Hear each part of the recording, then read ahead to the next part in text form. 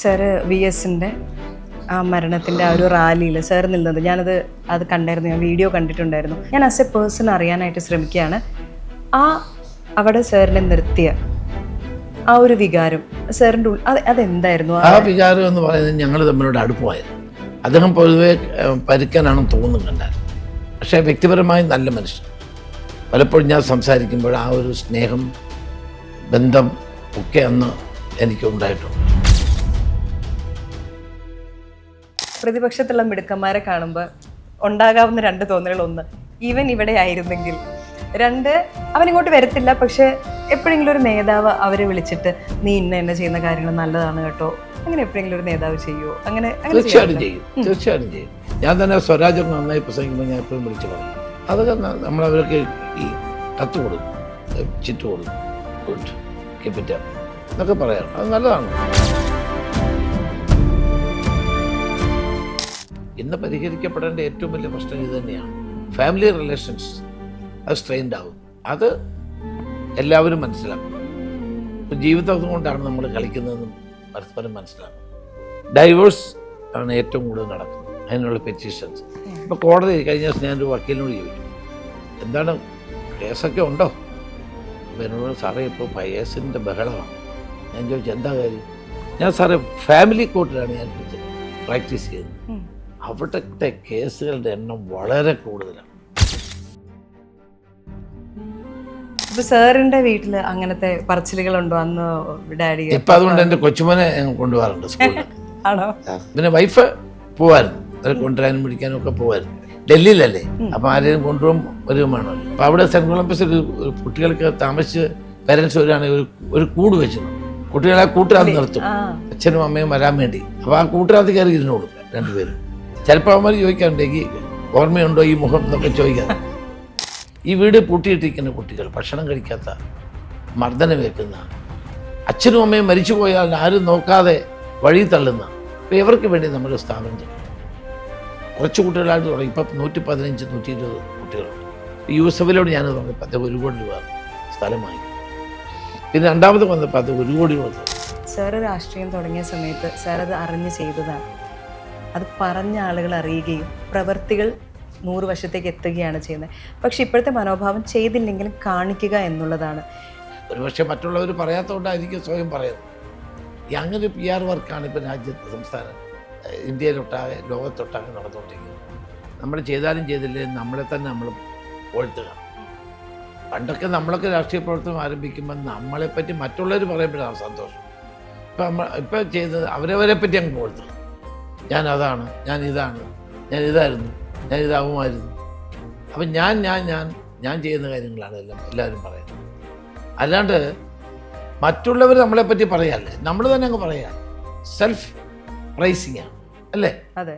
Corona വന്നൊരു സമയത്ത് അന്ന് ഏറ്റവും കൂടുതൽ ചർച്ച ചെയ്യപ്പെട്ട, ട്രോള് ചെയ്യപ്പെട്ട ഒന്നാണ് ഉസ്മാനുമായിട്ടുള്ള താങ്കളുടെ ആ ഫോൺ സംഭാഷണം. എന്ന് പറഞ്ഞത് ശരിയാണ്. ഏറ്റവും കൂടുതൽ സോഷ്യൽ മീഡിയയിലൂടെ സൈബർ അറ്റാക്ക് നേരിട്ട ഒരാൾ ഞാനാണ്. നമ്മൾ പത്രസമ്മേളനം നടത്തുമ്പോൾ തന്നെ അവരുടെ ക്യാപ്സൂൾ റെഡിയാണ്. കടന്നൽ കൂട് പോലെ, പുട്ടിന് വരുന്ന പോലെ, കടന്നൽ വരുന്ന പോലെയാണ് എനിക്കെതിരെ ആക്ഷേപങ്ങൾ ഉയർത്തുക, ഓരോ ക്യാപ്സൂൾ ഇടുക. അതിലൊന്നും എന്നെ തകർക്കാനാകും.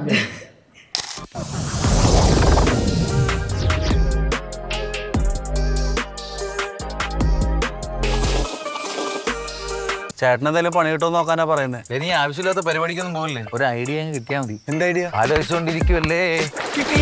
ഐഡിയ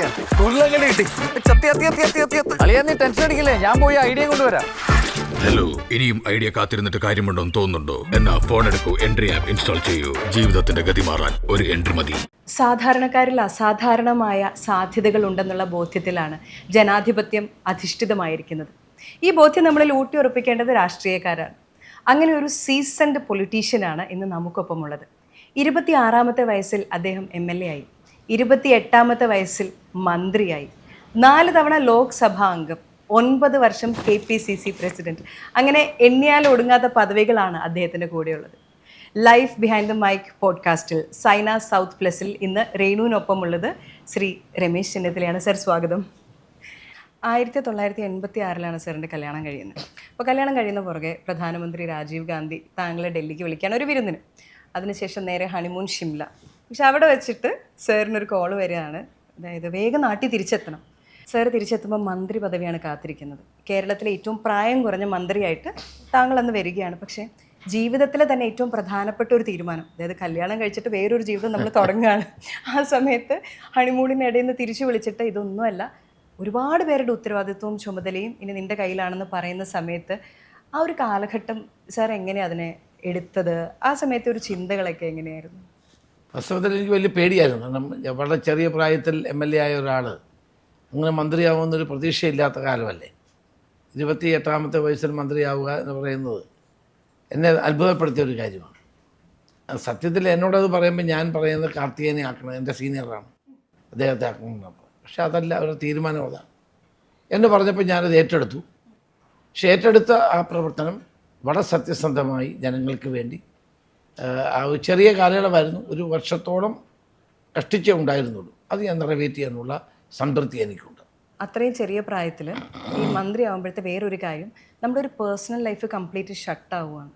അത് ശരിയാണ്, പേഴ്സണൽ ലൈഫൊന്നും ഉണ്ടാവില്ല. അത് നമ്മൾ പ്രവർത്തിക്കുന്ന കാലം, ഇപ്പോൾ KSUവിലും യൂത്ത് കോൺഗ്രസ്സിലും ഒക്കെ പ്രവർത്തിക്കുന്ന കാലത്ത് നമ്മുടെ കുടുംബജീവിതത്തിനോ വീട്ടിലെ കാര്യങ്ങൾക്കോ വലിയ തോതിൽ ശ്രദ്ധിക്കാൻ കഴിയുന്നില്ല എന്നുള്ളത് സത്യമാണ്. പക്ഷെ അതിനേക്കാൾ കൂടുതൽ നമ്മളെക്കൊണ്ട് ആവശ്യമുള്ള ജനങ്ങളുണ്ട്. അപ്പോൾ അവർക്ക് വേണ്ടി പ്രവർത്തിക്കാനുള്ളതായിരുന്നു എപ്പോഴും ഞാൻ സ്വീകരിച്ച ഒരു സമീപനം. ഇപ്പോഴും അത് തുടരുകയാണ്. ഈ തുടരുന്ന വഴിയിൽ സാർ എവിടെ പോയിട്ടുണ്ടെങ്കിലും, ഇപ്പോൾ ഇവിടെ വരുമ്പോഴും സാറിൻ്റെ കൂടെ പേഴ്സണൽ സ്റ്റാഫുണ്ട്. പേഴ്സണൽ യാത്രകളൊക്കെ സാർ വർഷങ്ങൾക്ക് മുന്നേ മറന്നതാണ്. അപ്പോൾ സാർ എവിടെ പോയിട്ടുണ്ടെങ്കിലും കൂടെ എപ്പോഴും ആളാണ്. അപ്പം ഈ കോളേജിൽ പഠിക്കുന്ന സമയത്തും സാറ് അന്നും തീപ്പൊരിയാണ്. അപ്പോൾ ഈ വരുന്ന സമയങ്ങൾ എപ്പോഴും ഒറ്റയ്ക്കൊരിക്കലും സാറിനൊരു സ്വന്തമായൊരു സുഹൃത്ത് വലയത്തിൽ സാധാരണ ആളുകളെ പോലെ ഇരിക്കാനൊന്നും സാറിന് സാധിച്ചിട്ടില്ല. ഈ കോളേജുകളിൽ പോവുകയാണെങ്കിലും എവിടെ പോയാലും ഒരു ബറ്റാലിയൻ ആൾക്കാർ കൂടെ ഇല്ലാതെ പറ്റത്തില്ല. പല കാര്യങ്ങളുണ്ട്. സാർ ആ ഒരേ സമയം ഒരുപാട് കാര്യങ്ങൾ ചെയ്യുന്നു. അപ്പോൾ ആ ഒരു സമയം അല്ലെങ്കിൽ അങ്ങനത്തെ ഒരു ലൈഫ് സാറിനെ മിസ് ചെയ്യാറുണ്ടോ, അല്ലെങ്കിൽ മിസ് ചെയ്തിട്ടുണ്ടോ? അല്ല, ഇപ്പോൾ വന്ന് ആളുകളില്ലാതെ നമുക്ക് മൂവ് ചെയ്യാൻ പറ്റാത്ത സ്ഥിതിയായിട്ടുണ്ട്. ഒറ്റയ്ക്ക് ഇരിക്കാന്ന് പറയുന്നത് ഇപ്പോൾ പ്രയാസമാണ്. എപ്പോഴും ആളുകളോടൊപ്പം ആയിരിക്കും നമ്മൾ. അതിൽ സന്തോഷം കണ്ടെത്തുന്ന ഒരാളാണ് ഞാൻ. എവിടെ പോയാലും ആളുണ്ടാവും, എവിടെ നമ്മൾ ചെന്നാലും ആൾക്കൂട്ടം ഉണ്ടാവും. പിന്നെ നമ്മൾ സ്നേഹിക്കുന്ന ആളുകൾ അടുത്ത് വരും. അതൊക്കെ ഒരു സന്തോഷമുള്ള കാര്യമല്ലേ. ഇപ്പോൾ ചില പൊളിറ്റീഷ്യൻസ് തന്നെ പറഞ്ഞ് ഞാൻ കേട്ടിട്ടുണ്ട്, എല്ലാവരും ചുറ്റും ഉണ്ടെങ്കിലും ചിലപ്പോഴൊക്കെ ഈ പൊളിറ്റിക്സിലേക്ക് വന്നതിൻ്റെ ഒരു പ്രത്യേകതയായിരിക്കാം, ഒരു ഏകാന്തത അനുഭവപ്പെടാറുണ്ട്. എല്ലാവരും ചുറ്റും ഉണ്ടെങ്കിലും തനിച്ചായ പോലത്തെ ഒരു തോന്നൽ വരാമെന്ന്. രമേശ് ചെന്നിത്തലയെ പോലെ ഒരു സീസൺഡ് പൊളിറ്റീഷ്യൻ അങ്ങനെ എനിക്കൊരിക്കലും അങ്ങനെ തോന്നിയിട്ടില്ല. ആളുകൾ ഉണ്ടാകുന്നതാണ് എനിക്കിഷ്ടം, അവരോടൊപ്പം മൂവ് ചെയ്യുന്നതാണ് എനിക്കിഷ്ടം. അങ്ങനെ മൂവ് ചെയ്യുമ്പോൾ കിട്ടുന്നൊരു സന്തോഷം നമുക്ക് വേറെ ഒരിടത്തും കിട്ടത്തില്ല. അപ്പോൾ എത്ര ആൾ കൂടുന്നോ അത്രയും സന്തോഷം. അപ്പോൾ അവരോടൊപ്പം അവരുടെ കാര്യങ്ങളുമായി ബന്ധപ്പെട്ട് പ്രവർത്തിക്കുക എന്ന് പറയുന്നതിലാണ് എനിക്ക് ഏറ്റവും സന്തോഷമുള്ളത്. അതുപോലെ ചിരിച്ചാണ് താങ്കളെ ഞാൻ പണ്ട് കാലം തൊട്ട് കണ്ടിട്ടുള്ളതും. എന്താണെങ്കിലും സാറിനെ ചിരിച്ചേ കണ്ടിട്ടുള്ളൂ. പക്ഷേ ഈ കൊറോണ വന്നൊരു സമയത്ത് അന്ന് ഏറ്റവും കൂടുതൽ ചർച്ച ചെയ്യപ്പെട്ട, ട്രോള് ചെയ്യപ്പെട്ട ഒന്നാണ് ഉസ്മാനുമായിട്ടുള്ള താങ്കളുടെ ആ ഫോൺ സംഭാഷണം. എനിക്ക് തോന്നാറുണ്ട് ഒരുപക്ഷെ കേരള രാഷ്ട്രീയത്തിൽ ഇത്രയും സൈബർ ബുള്ളിങ് നേരിട്ടിട്ടുള്ള മറ്റൊരു നേതാവ് കാണത്തില്ല. അതുപോലെയായിരുന്നു. അപ്പം എല്ലാവരും പറയും പരിഹാസങ്ങളാണ്, അത് സാരമില്ല എടുക്കാൻ പറ്റണം എന്നൊക്കെ. പക്ഷേ ഇത്തരം പരിഹാസങ്ങളെ രമേശ് ചെന്നിത്തല എന്ന നേതാവ് നേരിട്ടത് എങ്ങനെയാണ്? അതിലൂടെ എങ്ങനെയാണ് കടന്നു പോകുന്നത്? അത് നമ്മുടെ ജീവിതത്തിൻ്റെ ഭാഗമായിട്ടാണ് എന്ന് കരുതുന്ന ഒരാളാണ് ഞാൻ. നമ്മൾ പൊതുരംഗത്തേക്കുമ്പോൾ നമ്മളെ ആളുകൾ വിമർശിക്കും, നമ്മുടെ എതിരാളികൾ വിമർശിക്കും, നമ്മുടെ കൂടെയുള്ളവർ വിമർശിക്കും. അതൊക്കെ ഇതിൻ്റെ ഭാഗമാണ്. അപ്പോൾ അതിനകത്ത് ആ വിമർശനത്തിൽ എന്തെങ്കിലും കാര്യമുണ്ടെങ്കിൽ നമ്മൾ സ്വീകരിക്കണം, അല്ലെങ്കിൽ അതിൻ്റെ ഒരു പാർട്ടായിട്ട് കണക്കാക്കുക. രേണു പറഞ്ഞത് ശരിയാണ്. ഏറ്റവും കൂടുതൽ സോഷ്യൽ മീഡിയയിലൂടെ സൈബർ അറ്റാക്ക് നേരിട്ട ഒരാൾ ഞാനാണ്, ഇപ്പോഴും നേരിടുകയാണ്. അതങ്ങനെ ചെയ്യുമ്പോൾ അതിൻ്റെ അർത്ഥം എന്താണ്? നമ്മൾ പറയുന്ന കാര്യങ്ങളെ ചില ആളുകൾ ഭയപ്പെടുന്നു. നമ്മൾ പറയുന്ന സത്യത്തെ ചിലർക്ക് ഉൾക്കൊള്ളാൻ കഴിയുന്നില്ല എന്നുള്ളതാണ്. അത് നടക്കട്ടെ, അതിൻ്റെ ഭാഗമായി നടക്കട്ടെ. അപ്പോൾ ചില ആളുകൾ ബോധപൂർവം രാഷ്ട്രീയ വിരോധം കൊണ്ട് നമുക്കെതിരെ പറയുന്ന കാര്യങ്ങളാണ്. ചില ആളുകൾ നമ്മൾ പത്രസമ്മേളനം നടത്തുമ്പോൾ തന്നെ അവരുടെ ക്യാപ്സൂൾ റെഡിയാണ്, അപ്പം തന്നെ അതിനകത്ത് മുഴുവൻ കടന്നൽ കൂട് പോലെ, പുട്ടിന് വരുന്ന പോലെ, കടന്നൽ വരുന്ന പോലെയാണ് എനിക്കെതിരെ ആക്ഷേപങ്ങൾ ഉയർത്തുക, ഓരോ ക്യാപ്സ്യൂൾ ഇടുക. അതൊക്കെ ഇതിൻ്റെ ഭാഗമായിട്ട് ഞാൻ കണക്കാക്കാറ്. അതിലൊന്നും എന്നെ തകർക്കാൻ ആർക്കും കഴിയില്ല. ഇതുപോലെ തന്നെയാണ് പരാജയങ്ങൾ. ഇപ്പം എല്ലാവരും പറയും വിജയങ്ങളെയും പരാജയങ്ങളെയും ഒരുപോലെ എടുക്കാനായിട്ട് പറ്റണം, അതാണ് അതിൻ്റെ ന്യായം, നീതി. പക്ഷെ സാർ എങ്ങനെ പറഞ്ഞിട്ടുണ്ടെങ്കിലും പരാജയങ്ങൾ പരാജയങ്ങൾ തന്നെയാണ്. ആരെന്ത് പറഞ്ഞാലും പരാജയങ്ങളാണ്. അപ്പം അത്തരം സാഹചര്യങ്ങളിൽ താങ്കളെ മോട്ടിവേറ്റ് ചെയ്യുന്ന, ഇതിനൊന്നും എന്നെ തളർത്താൻ പറ്റത്തില്ല എന്ന് പറയുന്ന ആ ഒരു ഫോഴ്സ്, ആ ഒരു ചിന്ത എന്താണ്? സത്യമാണ്, ഞാൻ 2 പാർലമെൻറ്റ് തിരഞ്ഞെടുപ്പിൽ പരാജയപ്പെട്ടിട്ടുണ്ട്. രണ്ടും തോറ്റത് ഒന്ന് 6000 വോട്ടിനും ഒന്ന് 5000 വോട്ടിനും. അത് രണ്ടും പരാജയപ്പെടാനുള്ള കാരണം സ്ഥാനാർത്ഥിയായ എൻ്റെ അമിതമായ ആത്മവിശ്വാസം, പ്രവർത്തകരുടെ അമിതമായ ആത്മവിശ്വാസം, പിന്നെ ചില ആളുകൾ നമ്മുടെ കൂടെ നിന്നവർ തന്നെ നമ്മളെ പാലം വലിച്ചത്. 6000 വോട്ടിന് ഒരു പാർലമെൻറ്റ് തിരഞ്ഞെടുപ്പിൽ തോക്കുക എന്ന് പറഞ്ഞാൽ, 5000 വോട്ട് ഒരു പാർലമെൻറ്റ് തിരഞ്ഞെടുപ്പിൽ തോക്കുക എന്ന് പറഞ്ഞാൽ അത് വിഷമമുണ്ടാക്കുന്ന കാര്യം തന്നെ. അതിനെ വിഷമിപ്പിച്ചിട്ടുണ്ട്. പക്ഷെ അതുകൊണ്ട് നമുക്ക് നമ്മുടെ ദൗത്യം നിറവേറ്റാതെ മുന്നോട്ട് പോകാൻ പറ്റില്ല. നമ്മളതുകൊണ്ട് നമ്മൾ പരാജയപ്പെട്ടു, ഇനിയും അത് മനസ്സ് മടുത്ത് വീട്ടിൽ ഇരിക്കുന്ന സ്വഭാവം എനിക്കില്ല. പരാജയമാണെങ്കിൽ അത് വിജയത്തിലേക്കുള്ള ചവിട്ടുപടിയായി കണ്ടുകൊണ്ട് മുന്നോട്ട് പോവുക. രണ്ടാമത്തെ തവണ വരുമ്പോഴെന്ന് പറയുമ്പോൾ നമ്മൾ ആദ്യത്തേതിൽ നിന്ന് പഠിച്ചിട്ടാണ് രണ്ടാമത്തേതിലേക്ക് വരുന്നത്. പക്ഷേ ആദ്യ പരാജയങ്ങളെന്ന് പറയുമ്പോൾ എപ്പോഴും ഒന്ന് അൺഎക്സ്പെക്റ്റഡ് ആണ്. സാർ ഈ പറഞ്ഞ പോലെ സാറും ചുറ്റും നിന്നവരും പ്രതീക്ഷിക്കാത്ത പരാജയമാണത്. ഒട്ടും വിചാരിക്കാതെ വരുന്നൊരു പരാജയം. ആദ്യത്തെ തവണത്തെ ഷോക്ക് എന്ന് പറയുന്നത് സാർ ഈ പറയുന്ന പോലെ അത്ര എളുപ്പത്തിൽ ഇത് ചവിട്ടുപടിയായിട്ട് എടുക്കാമെന്ന് സാറിന് തോന്നിയായിരുന്നു? അത് വിഷമം ഉണ്ടായിട്ടുണ്ട്. കാരണം ഞാൻ 69,000 വോട്ടിൽ ജയിച്ച് നിൽക്കുമ്പോൾ ഒരു മാസം കഴിഞ്ഞിട്ടാണ്, അല്ല ഒരു 6 മാസം കഴിഞ്ഞിട്ടാണ് അടുത്ത ഇലക്ഷൻ വരുന്നത്. 6 അല്ല, 1 വർഷം വരും ഇലക്ഷൻ വരുന്നത്. അപ്പോൾ ആ 1 വർഷത്തിനിടയിൽ ഞാൻ ഏതായാലും അത്ര അൺപോപ്പുലർ ആവേണ്ട കാര്യമൊന്നുമില്ല. അപ്പോൾ ജയിക്കുമെന്ന് എല്ലാവർക്കും അറിയാവുന്നൊരു തിരഞ്ഞെടുപ്പ്. അപ്പോൾ ചില ആളുകൾക്ക് എന്നെ തോൽപ്പിക്കണമെന്ന് നിർബന്ധ ബുദ്ധി ഉണ്ടായിരുന്നു. അതൊക്കെ ഞാൻ പിന്നീടാണ് അറിയുന്നത്. അപ്പോൾ അവരുടെ പ്രയത്നം കൂടെ നിന്നവർ തന്നെയാണ്. അപ്പോൾ ചില ആളുകളുടെ ചില ലക്ഷ്യമുണ്ടായിരുന്നു എന്നെ തോൽപ്പിക്കാമെന്ന്. അത് ഒരിക്കലും നടക്കാത്തൊരു കാര്യമാണെന്നാണ് എൻ്റെ വിശ്വാസം ഉണ്ടായത്. പക്ഷെ പരാജയം തന്നെയാണ്. അതെനിക്ക് വലിയ വിഷമം ഉണ്ടാക്കിയിട്ടൊരു കാര്യമായിരുന്നു. ഒരിക്കൽ നമ്മളെ പിന്നീന്ന് കുത്തിയെന്ന് വിചാരിക്കുക, ഇത് രണ്ടാം തവണ വരുമോ എന്നുള്ളൊരു പേടി പിന്നീട് രാഷ്ട്രീയ ജീവിതത്തിൽ നമ്മളെപ്പോഴും ഒരു ആർമർ വെച്ചിട്ടാണോ പിന്നെ നടക്കുക? ഇത് എക്സ്പെക്റ്റ് ചെയ്യുമോ പിന്നീട് ജീവിതത്തിൽ? അല്ല, എക്സ്പെക്റ്റ് ചെയ്യണം. കാരണം ആദ്യത്തെ ഒരു പരാജയം ഉണ്ടാകുമ്പോൾ അത്തരം പരാജയം വീണ്ടും ഉണ്ടാകാനുള്ള സാധ്യത ഉണ്ടെന്ന് നമ്മൾ കരുതണമായിരുന്നു. പക്ഷേ പിന്നെ ഞാൻ ജയിച്ചിട്ട് വീണ്ടും പരാജയപ്പെട്ടു. അതും 6000 വോട്ട്. മാവേലിക്കര പാർലമെൻറ്റ് തിരഞ്ഞെടുപ്പിൽ 6000 വോട്ട് തോന്നും. കോട്ടയത്ത് പാർലമെൻറ്റ് തിരഞ്ഞെടുപ്പിൽ 5000 വോട്ട് തോന്നും. പക്ഷേ രണ്ടാമത് ജയിക്കുമെന്ന് തന്നെയായിരുന്നു പ്രതീക്ഷ. പക്ഷേ അത് പരാജയപ്പെട്ടു. അത് വളരെ അൺഎക്സ്പെക്റ്റഡ്. രണ്ട് പരാജയവും അൺഎക്സ്പെക്റ്റഡായിരുന്നു. അത് ഇവിടെ ചൂണ്ടിക്കാണിച്ച പോലെ നമ്മൾ പരാജയപ്പെടുമ്പം നമ്മൾ എല്ലാം തകർന്ന് വീട്ടിൽ ഇരിക്കുകയല്ല ചെയ്യുന്നത്. കൂടുതൽ ആവേശത്തോടെ പ്രവർത്തിച്ച് മുന്നോട്ട് വരികയാണ് ചെയ്തത്. പക്ഷേ രണ്ടാമത്തെ പരാജയം എനിക്ക് വേറൊരു ഗുണം ചെയ്തു. ഞാൻ KPC പ്രസിഡൻ്റായി മാറി.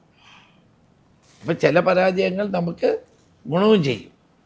അല്ലെങ്കിൽ അന്ന് ഞാൻ പാർലമെൻറ്റ് ജയിച്ചിരുന്ന ഒരു പക്ഷേ മന്ത്രിയായി അങ്ങനെ അവിടെ പോകുമായിരുന്നു. അത് രണ്ടാമത്തെ പരാജയം ഗുണം ചെയ്തു. അങ്ങനെയാണ് KPC പ്രസിഡൻ്റായിട്ട് 9 വർഷം പ്രവർത്തിക്കാനുള്ള അവസരം ഉണ്ടായത്. ഇപ്പോൾ രാഷ്ട്രീയത്തിലേക്ക് വന്ന് നോക്കുകയാണെങ്കിൽ ചില ആളുകൾ നമ്മുടെ ജീവിതത്തിൽ മാറ്റങ്ങൾ വരുത്തുന്നവരുണ്ട്. പേഴ്സണലി നമ്മൾ നോക്കുകയാണെങ്കിലും നമ്മുടെ ജീവിതത്തിൽ വരുന്ന ചിലരെ നമ്മൾ പിന്നെ ദൈവത്തെ പോലെ കാണും. അതായത് ഇവരെൻ്റെ ജീവിതത്തിൽ കൊണ്ടുവന്നൊരു മാറ്റം, ഞാൻ അവരിൽ നിന്ന് പഠിച്ചൊരു കാര്യം എന്നൊക്കെ പറയുമ്പോൾ രമേശ് ചെന്നിത്തല എന്ന് പറയുന്നൊരു നേതാവിന് രാഷ്ട്രീയത്തിൽ അല്ലെങ്കിൽ ജീവിതത്തിൽ മറക്കാനാകാത്ത അങ്ങനത്തെ ഒരു വ്യക്തി, ദൈവത്തെ പോലെ കാണുന്നൊരു വ്യക്തിയൊക്കെ ഉണ്ടോ? തീർച്ചയായിട്ടും ഉണ്ട്. ഒന്ന് ഏറ്റവും കൂടുതൽ ഞാൻ കടപ്പെട്ടിരിക്കുന്നത് ശ്രീ K. കരുണാകരനോടാണ്. ഒന്ന്. അതോടൊപ്പം തന്നെ മറ്റൊരു വ്യക്തിയുണ്ട് ദേശീയ തലത്തിൽ, ശ്രീ രാജീവ് ഗാന്ധിയാണ്. ഈ 2 പേരും എൻ്റെ രാഷ്ട്രീയ ജീവിതത്തിൽ എന്നെ ഒത്തിരി വളർത്തിയിട്ടുള്ള ആളുകളാണ്. അവരുടെ സ്നേഹവും വാത്സല്യവും അവരുടെ പരിഗണനയും ഒക്കെ എൻ്റെ വളർച്ചയ്ക്ക് ഒത്തിരി സഹായമായിട്ടുണ്ട്. ഒരു പക്ഷേ രാജീവ് ഗാന്ധിയുടെ മരണം എന്നെ രാഷ്ട്രീയമായി ഒത്തിരി തളർത്തിയ ഒരു സംഭവമാണ്. എന്നെ ഏറ്റവും ഇഷ്ടപ്പെട്ടിരുന്ന ഒരാളാണ്. എന്നെ എപ്പോഴും പ്രൊമോട്ട് ചെയ്തിരുന്ന ആളാണ്. അൺഎക്സ്പെക്റ്റഡായ അദ്ദേഹത്തിൻ്റെ മരണം ഞാൻ പലപ്പോഴും കരുതാറുണ്ട്, എൻ്റെ തലയിലാണ് ബോംബ് വീണത്, അദ്ദേഹത്തിൻ്റെ ശരീരത്തല്ല എന്ന് തോന്നിയിട്ടുള്ള ധാരാളം നിമിഷങ്ങൾ എനിക്കുണ്ടായിട്ടുണ്ട്.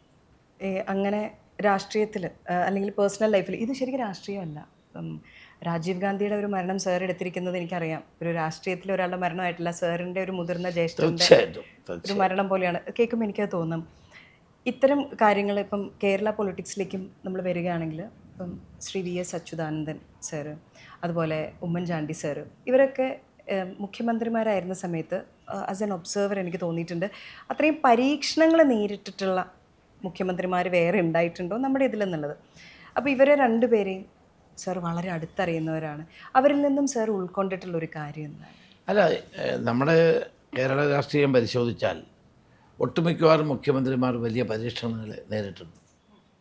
പക്ഷേ ആ പരീക്ഷണങ്ങളിൽ ഒരിക്കലും തളരാതെ ജനങ്ങൾക്ക് വേണ്ടി ശക്തമായ നേതൃത്വം കൊടുക്കുക.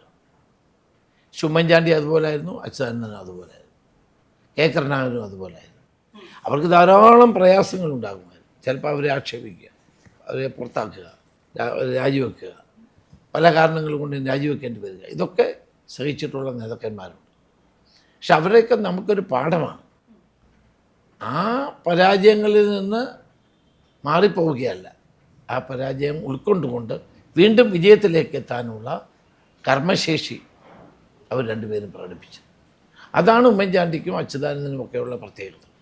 സാറ് VSൻ്റെ ആ മരണത്തിൻ്റെ ആ ഒരു റാലിയിൽ സാർ നിന്നത് അത് കണ്ടായിരുന്നു, ഞാൻ വീഡിയോ കണ്ടിട്ടുണ്ടായിരുന്നു. പ്രതിപക്ഷ ബഹുമാനം, മുതിർന്ന നേതാവ്, ഇതെല്ലാം നമുക്ക് പറയാം, അതിനൊക്കെ വേണ്ടിയിട്ട് നിൽക്കുന്നവരുണ്ട്. പക്ഷേ ഞാൻ ആസ് എ പേഴ്സൺ അറിയാനായിട്ട് ശ്രമിക്കുകയാണ്, അവിടെ സാറിനെ നിർത്തിയ ആ ഒരു വികാരം സാറിൻ്റെ അതെന്തായിരുന്നു? ആ വികാരം എന്ന് പറയുന്നത് ഞങ്ങൾ തമ്മിലൂടെ അടുപ്പമായിരുന്നു. അദ്ദേഹം പൊതുവെ പരുക്കനാണെന്ന് തോന്നും കണ്ടാൽ, പക്ഷേ വ്യക്തിപരമായി നല്ല മനുഷ്യൻ. പലപ്പോഴും ഞാൻ സംസാരിക്കുമ്പോൾ ആ ഒരു സ്നേഹം, ബന്ധം ഒക്കെ അന്ന് എനിക്ക് ഉണ്ടായിട്ടുണ്ട്. അപ്പോൾ അതുകൊണ്ടാണ് അദ്ദേഹം നമ്മുടെ നാട് വഴി വരുമ്പം നമ്മൾ വീട്ടിൽ കിടന്ന് ഉറങ്ങുകയല്ല വേണ്ടത്. ആ സമയത്ത് നേരത്തെ എഴുന്നേറ്റ് റെഡിയായി അദ്ദേഹത്തെ കാണാൻ അവിടെ നിൽക്കുക എൻ്റെ ഒരു കടമയായിട്ട് എൻ്റെ മനസ്സിൽ തോന്നിയതാണ്. അതൊരു പബ്ലിസിറ്റിക്ക് വേണ്ടിയോ ഒന്നും ആയിരുന്നില്ല. ഞാൻ ആരോടും അറിയിക്കാതെ പോയി നിന്നാണ്. പിന്നെ മാധ്യമങ്ങൾ വന്നപ്പം അവരോട് എനിക്ക് സംസാരിക്കേണ്ടി വന്നതാണ്. അത് തീർച്ചയായിട്ടും ഒരു ജനപ്രതിനിധി എന്ന നിലയിൽ എൻ്റെ ഉത്തരവാദിത്തമായിട്ട് ഞാൻ കണക്കാണ്. ഇനി ഞാനിതിലേക്ക് തിരിച്ചു വരുമ്പോൾ ഇങ്ങനെ കാണിക്കുന്നൊരു മനോഭാവം വളരെ കൂടിക്കൊണ്ടിരിക്കുന്ന ഒരു കാലഘട്ടത്തിലാണ് നമ്മളിപ്പം ജീവിക്കുന്നത്. സാറ് രാഷ്ട്രീയം തുടങ്ങിയ സമയത്ത് സാർ അത് അറിഞ്ഞ് ചെയ്തതാണ്. അത് പറഞ്ഞ ആളുകൾ അറിയുകയും പ്രവൃത്തികൾ 100 വർഷത്തേക്ക് എത്തുകയാണ് ചെയ്യുന്നത്. പക്ഷേ ഇപ്പോഴത്തെ മനോഭാവം ചെയ്തില്ലെങ്കിലും കാണിക്കുക എന്നുള്ളതാണ്. ഇതിനൊരു മാറ്റം വരുത്തണമെന്ന് കണ്ടു നിൽക്കുന്ന ഞങ്ങൾ ആഗ്രഹിക്കാറുണ്ട്. നിങ്ങൾ അതിനൊരു മാറ്റം വരുത്താൻ ആ ഒരു മനോഭാവം തീർച്ചയായിട്ടും അതുണ്ടാവണം. ഇന്നിപ്പോൾ എന്താണ്, നമ്മൾ ചെയ്താലും ചെയ്തില്ലേ നമ്മളെ തന്നെ നമ്മൾ പുകഴ്ത്തുക. പണ്ടൊക്കെ നമ്മളൊക്കെ രാഷ്ട്രീയ പ്രവർത്തനം ആരംഭിക്കുമ്പോൾ നമ്മളെപ്പറ്റി മറ്റുള്ളവർ പറയുമ്പോഴാണ് സന്തോഷം. ഇപ്പം ചെയ്തത് അവരവരെ പറ്റി അങ്ങ് പുകഴ്ത്തുക. ഞാൻ അതാണ്, ഞാൻ ഇതാണ്, ഞാൻ ഇതായിരുന്നു, ഞാൻ ഇതാവുമായിരുന്നു. അപ്പം ഞാൻ ചെയ്യുന്ന കാര്യങ്ങളാണ് എല്ലാവരും പറയുന്നത്. അല്ലാണ്ട് മറ്റുള്ളവർ നമ്മളെപ്പറ്റി പറയാല്ലേ, നമ്മൾ തന്നെ അങ്ങ് പറയുക. സെൽഫ് പ്രൈസിങ് ആണ് അല്ലേ? അതെ. ഇപ്പം സ്വയം മാർക്കറ്റിംഗ് ചെയ്താണ് എല്ലാവരും ഇപ്പം ചെയ്തുകൊണ്ടിരിക്കുന്നത്. എന്താ? സ്വയം മാർക്കറ്റിംഗ് ആണ്. അവർ മറ്റുള്ളവരല്ല അവരെ പറ്റി പറയുന്നത്, സ്വയം പറയുകയാണ്. ഒരുപക്ഷെ മറ്റുള്ളവർ പറയാത്തതുകൊണ്ടായിരിക്കും സ്വയം പറയുന്നത്. അങ്ങനെ PR വർക്കാണ് ഇപ്പം സംസ്ഥാന ഇന്ത്യയിലൊട്ടാകെ ലോകത്തൊട്ടാകെ നടന്നുകൊണ്ടിരിക്കുന്നത്. ബഹളങ്ങളാണ് അവരെപ്പറ്റി പറയുന്നത്, മറ്റുള്ളവർ പറയുന്നതല്ല. സ്വയം ഞാൻ ഇന്നതാണ് എന്ന് ജനങ്ങളെ ബോധ്യപ്പെടുത്താൻ ശ്രമിക്കുന്ന സത്യാനന്തര കാലഘട്ടത്തിലാണ് നാം ജീവിക്കുന്നതെന്ന് വേണം പറയാൻ. എന്ത് ചെയ്യാൻ പറ്റും? അവിടെയാണ് നമ്മൾ നാടോടുമ്പോൾ നമ്മളതിൻ്റെ നടുവേ ഓടേണ്ട ഒരു അവസ്ഥയിലാണ്. ഈ രാഷ്ട്രീയത്തിലേക്ക് വരുമ്പോൾ സാറിന് ഏറ്റവും വലിയൊരു നേട്ടവും കോട്ടവും ചോദിച്ചാൽ എന്തായിരിക്കും? നേട്ടമെന്ന് പറഞ്ഞാൽ ഇത്രയൊക്കെ സ്ഥാനങ്ങൾ കിട്ടിയത് കൊണ്ട് തന്നെ ജനങ്ങളോടൊപ്പം പ്രവർത്തിക്കാൻ, ജനങ്ങളോടൊപ്പം ജീവിക്കാൻ ഒക്കെയുള്ള അവസരം കിട്ടിയിട്ടുണ്ട്. രാഷ്ട്രീയം എന്ന് പറയുന്നത് ഒരിക്കലും ഒരു ധനസമ്പാദനത്തിന് മാർഗമൊന്നുമല്ല, നമ്മളങ്ങനെ ആരും കാണുന്നുമില്ല. എന്നാൽ ഏറ്റവും പാവപ്പെട്ട ആളുകളെ സഹായിക്കാൻ കഴിയും. ഞാൻ എൻ്റെ ജീവിതത്തിൽ ഏറ്റവും വലിയ സന്തോഷം അനുഭവിക്കുന്നത്, ഒന്ന് ഈ പട്ടികവർഗ കോളനി പോകുന്നത്, 2 ഞാൻ എൻ്റെ മണ്ഡലത്തിലൊരു സ്കൂൾ തുടങ്ങി. മെൻ്റലി ആൻഡ് ഫിസിക്കലി ചലഞ്ചഡ് കുട്ടികൾക്ക് വേണ്ടിയിട്ടൊരു സ്ഥാപനമാണ് സബർമതി എന്നായത്. കാരണം എൻ്റെ മണ്ഡലത്തിൽ ഹരിപ്പാട് ഇത്തരം കുട്ടികളെ വീടുകളിൽ പൂട്ടിയിട്ടിരിക്കുകയാണ്. അവർക്ക് ഒരു പഠനത്തിനുള്ള സൗകര്യമില്ല, സ്കൂളില്ല, ഒന്നുമില്ല. ചില സ്ഥലത്തൊക്കെ കന്യാസ്വാമിമാർ ഇത്തരം സ്ഥാപനങ്ങൾ നടത്തുന്നുണ്ട്, ഗവൺമെൻറ് നടത്തുന്നുണ്ട്. ഇതൊന്നുമില്ലാത്തൊരു സ്ഥലമായതുകൊണ്ട് കുട്ടികളെ വീടുകളിൽ പൂട്ടിയിട്ടിരിക്കുക. അങ്ങനെ കുട്ടികളുണ്ടെന്ന് മറ്റുള്ളവർ അറിയാൻ പോലും പാടില്ല എന്ന നിർബന്ധ ബുദ്ധിയുള്ള അച്ഛനമ്മമാർ. അവരെ എങ്ങനെ വളർത്തണമെന്നറിയാൻ അല്ലാത്ത ആൾ മർദ്ദിക്കുക, അവരെ ഭക്ഷണം കൊടുക്കാതിരിക്കുക, ഇങ്ങനെ കഷ്ടപ്പെടുത്തുന്ന കുട്ടികൾ ഉള്ള ഞാൻ കണ്ടിട്ടാണ്. എന്നോടൊരാൾ പറഞ്ഞു, സാറിന് എന്തെങ്കിലും തുടങ്ങിക്കൂടെ? പക്ഷെ ഗോപിനാഥൻ നായർ എന്ന് പറയുന്ന ഒരാളാണ് എന്നോട് പറയുന്നത്, ഏർപ്പാട് സാറിനെ അവരെ രക്ഷിക്കാൻ എന്തെങ്കിലും ചെയ്തു. അപ്പം ഞാൻ ആലോചിച്ചപ്പം ശരിയല്ലേ, ഈ വീട് പൂട്ടിയിട്ടിരിക്കുന്ന കുട്ടികൾ, ഭക്ഷണം കഴിക്കാത്ത, മർദ്ദനമേൽക്കുന്ന, അച്ഛനും അമ്മയും മരിച്ചു പോയാൽ ആരും നോക്കാതെ വഴി തള്ളുന്ന കുട്ടികളാണിവർ. അപ്പോൾ ഇവർക്ക് വേണ്ടി നമ്മൾ സ്ഥാപനം തുടങ്ങി. കുറച്ച് കുട്ടികളായിട്ട് തുടങ്ങി. ഇപ്പം 115, 120 കുട്ടികളുണ്ട്. സബർമതി എന്നാണ് എൻ്റെ പേര്. മാനസികവും കായികവുമായി വെല്ലുവിളി നേരിടുന്ന കുട്ടികളാണ്.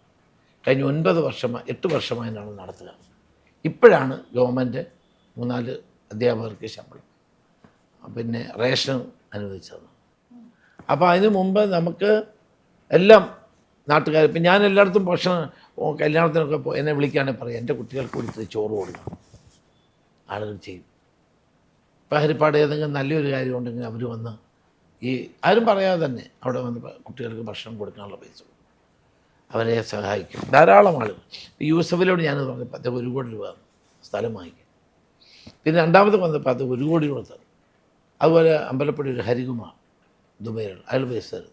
ധാരാളം ആളുകൾ, ഇങ്ങനെ പേരെടുത്ത് പറയാൻ കഴിയും, ധാരാളം ആളുകൾ അവിടെ വന്ന് ഈ കുട്ടികളെ സഹായിക്കുന്നുണ്ട്.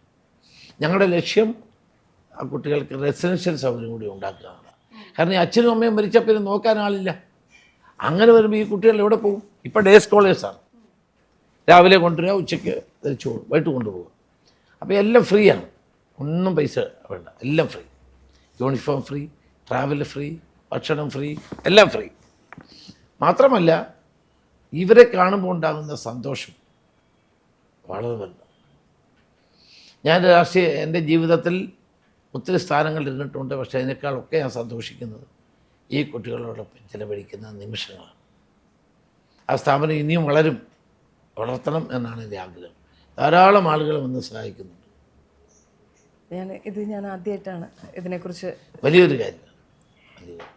ഒരു സങ്കടം എന്തായിരിക്കും? പൊളിറ്റിക്സിൽ വന്നിട്ട് ഒരു നേട്ടം പോലെ ഒരു കോട്ടം സാർ ആലോചിക്കുമ്പോൾ ഒരു കാര്യം എന്തായിരിക്കും? രാജീവ് ഗാന്ധിയുടെ മരണം എന്നെ വലിയ കോട്ടം ഉണ്ടാക്കിയിട്ടുള്ളതാണ്. എന്നെ സ്വന്തം ഒരു അനിയനെ പോലെ കരുതി വന്ന ഒരാളാണ്. എനിക്ക് ആ സ്നേഹം ഒത്തിരി കിട്ടിയിട്ടുള്ളത്. അദ്ദേഹത്തിൻ്റെ നിര്യാണം അല്ലെങ്കിൽ അദ്ദേഹത്തിൻ്റെ രക്തസാക്ഷിത്വം അതെന്നെ ഏൽപ്പിച്ചിട്ടുള്ള ആഘാതം വളരെ വലുതാണ്, പറഞ്ഞറിയിക്കാൻ കഴിയാത്ത. അതൊരു വലിയ നഷ്ടമാണ്. അത് നഷ്ടമായി എന്നും എൻ്റെ മനസ്സിൽ നിൽക്കുന്നൊരു കാര്യം. സാറിൻ്റെ സാർ സംസാരിക്കുമ്പോൾ മുറിവേൽപ്പിക്കാതെ സംസാരിക്കുന്ന ഒരാളായിട്ട് സാറിൻ്റെ പ്രസംഗങ്ങൾ കേൾക്കുകയാണെങ്കിലും സാർ സംസാരിക്കുന്ന സമയത്താണെങ്കിലും എനിക്ക് തോന്നിയിട്ടുണ്ട്, ഒബ്സർവ് ചെയ്യുന്നവരെല്ലാം പറയുന്നൊരു കാര്യമാണ്. പക്ഷേ നമ്മൾ മുറിവേൽപ്പിക്കാതെ സംസാരിച്ചാലും നമ്മളെ മുറിവേൽപ്പിക്കാം, ചുറ്റുമുള്ളൊരു മുറിവേൽപ്പിക്കാം. സാറിൻ്റെ രാഷ്ട്രീയ ജീവിതത്തിൽ തിരിഞ്ഞു നോക്കുമ്പോൾ അവസാനമായിട്ട് കരഞ്ഞത് എപ്പോഴായിരിക്കും? ഏറ്റവും അവസാനമായി കരഞ്ഞത് രാജീവ് ഗാന്ധിയുടെ ഇതാണ്, അദ്ദേഹത്തിൻ്റെ രക്തസാക്ഷിത്വം. അതാണ് എന്നെ ഏറ്റവും പിടിച്ചു കുലിക്കുക ഒരു സംഭവം. അന്നൊരിക്കലും മറക്കാൻ കഴിയാത്ത കാര്യം തന്നെയാണ്. അതാണ് എൻ്റെ ജീവിതത്തിൽ ഏറ്റവും കൂടുതൽ എന്നെ നിരാശപ്പെടുത്തിയതും എന്നെ ഏറ്റവും കൂടുതൽ പരിക്കേൽപ്പിച്ചതുമായ ഒരു സംഭവം. ഒരുപക്ഷെ ചില നഷ്ടങ്ങൾ വന്നു കഴിഞ്ഞാൽ ബാക്കി വരുന്നതൊന്നും അതിനോളം വരാത്തതുകൊണ്ടായിരിക്കാം അല്ലേ പിന്നീട് പിടിച്ചു നിൽക്കാനും? അതെ, തീർച്ചയായിട്ടും. അത്രയേ ഉള്ളൂ. പിന്നെ ഈ രാഷ്ട്രീയ ജീവിതമാണ്. ചിലർ സുഹൃത്തുക്കളായിരിക്കാം, ശത്രുക്കളെയും മിത്രങ്ങളെയും ആദ്യം തിരിച്ചറിയാൻ പറ്റില്ല. അവർ കുറേ കാലം കൂടെ നടന്നു കഴിയുമ്പോഴായിരിക്കും നമുക്ക് മനസ്സിലാവുക ഇത് ശത്രു ആയിരുന്നു, മിത്രത്തെ പോലെ പെരുമാറിയതാണ്. ചിലപ്പോൾ അവർക്ക് നമ്മളൊരു ചവിട്ടുപടിയായിരിക്കാം ഈ ഒരു സ്റ്റേജിൽ നിന്നും അടുത്ത സ്റ്റേജിലേക്ക് കയറാനായിട്ട്. വർഷങ്ങൾ കഴിയുന്തോറും ഇങ്ങനെ ഒരുപാട് ആളുകൾ സാറിൻ്റെ ജീവിതത്തിൽ വന്നിട്ടുണ്ടായിരിക്കാം. അപ്പോൾ ഇപ്പം ഇത്രയും വർഷം 55 വർഷത്തിന് മേലെയായി, അങ്ങനെയുള്ളവരെ മനസ്സിലാക്കാനുള്ള ഒരു കഴിവ് സാറ് സിദ്ധിച്ചോ അതോ ഇപ്പോഴും പുറകിൽ നിന്ന് കുത്തി കഴിഞ്ഞാൽ മനസ്സിലാവാത്തൊരവസ്ഥയിലാണോ സാർ ഇപ്പോൾ ഏത് സ്റ്റേജ്? ഇപ്പോഴും എനിക്ക് മനസ്സിലാവുന്നില്ല, അതാണ് സത്യം. വിശ്വസിക്കും ഇപ്പോഴും?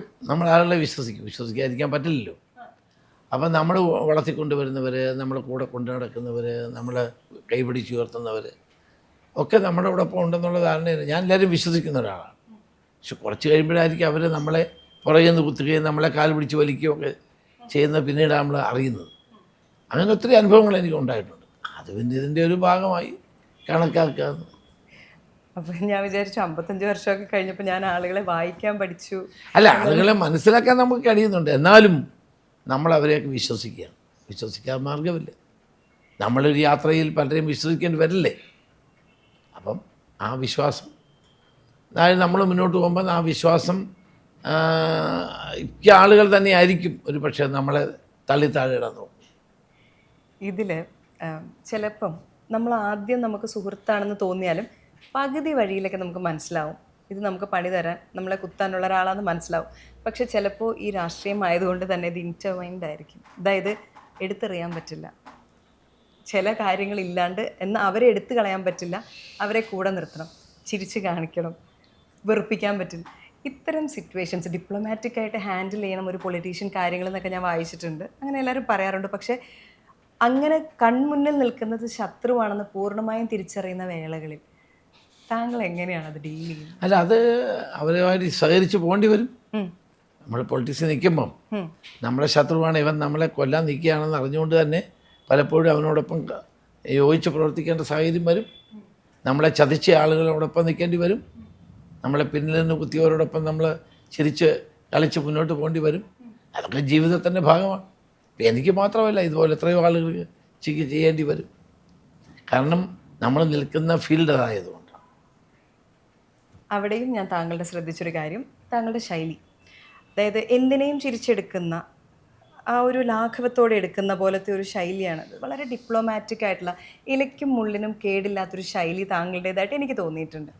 അപ്പോൾ ഈ ശൈലിയുടെ ഒരു കുഴപ്പമായിട്ട് ഞാൻ പലപ്പോഴും ചിന്തിക്കാറുള്ളത്, ഒരു സാധാരണ ജീവിതത്തിലാണെങ്കിൽ ടേക്കൺ ഫോർ ഗ്രാൻറ്റഡ് ആവും. അപ്പോൾ അതായത് എന്തു പറഞ്ഞാലും ശൈലി ഇതാണ്, അഗ്രസീവ് ആകാൻ പോകുന്നില്ല എന്നൊരു ചിന്ത അപ്പുറത്ത് നിൽക്കുന്നവർക്കുണ്ട്. ഒന്ന്. രണ്ട്, എളുപ്പത്തിൽ വഴങ്ങും എന്നുള്ളൊരു ആറ്റിറ്റ്യൂഡും മറ്റേ ആൾക്ക് കൊടുക്കുകയാണ്.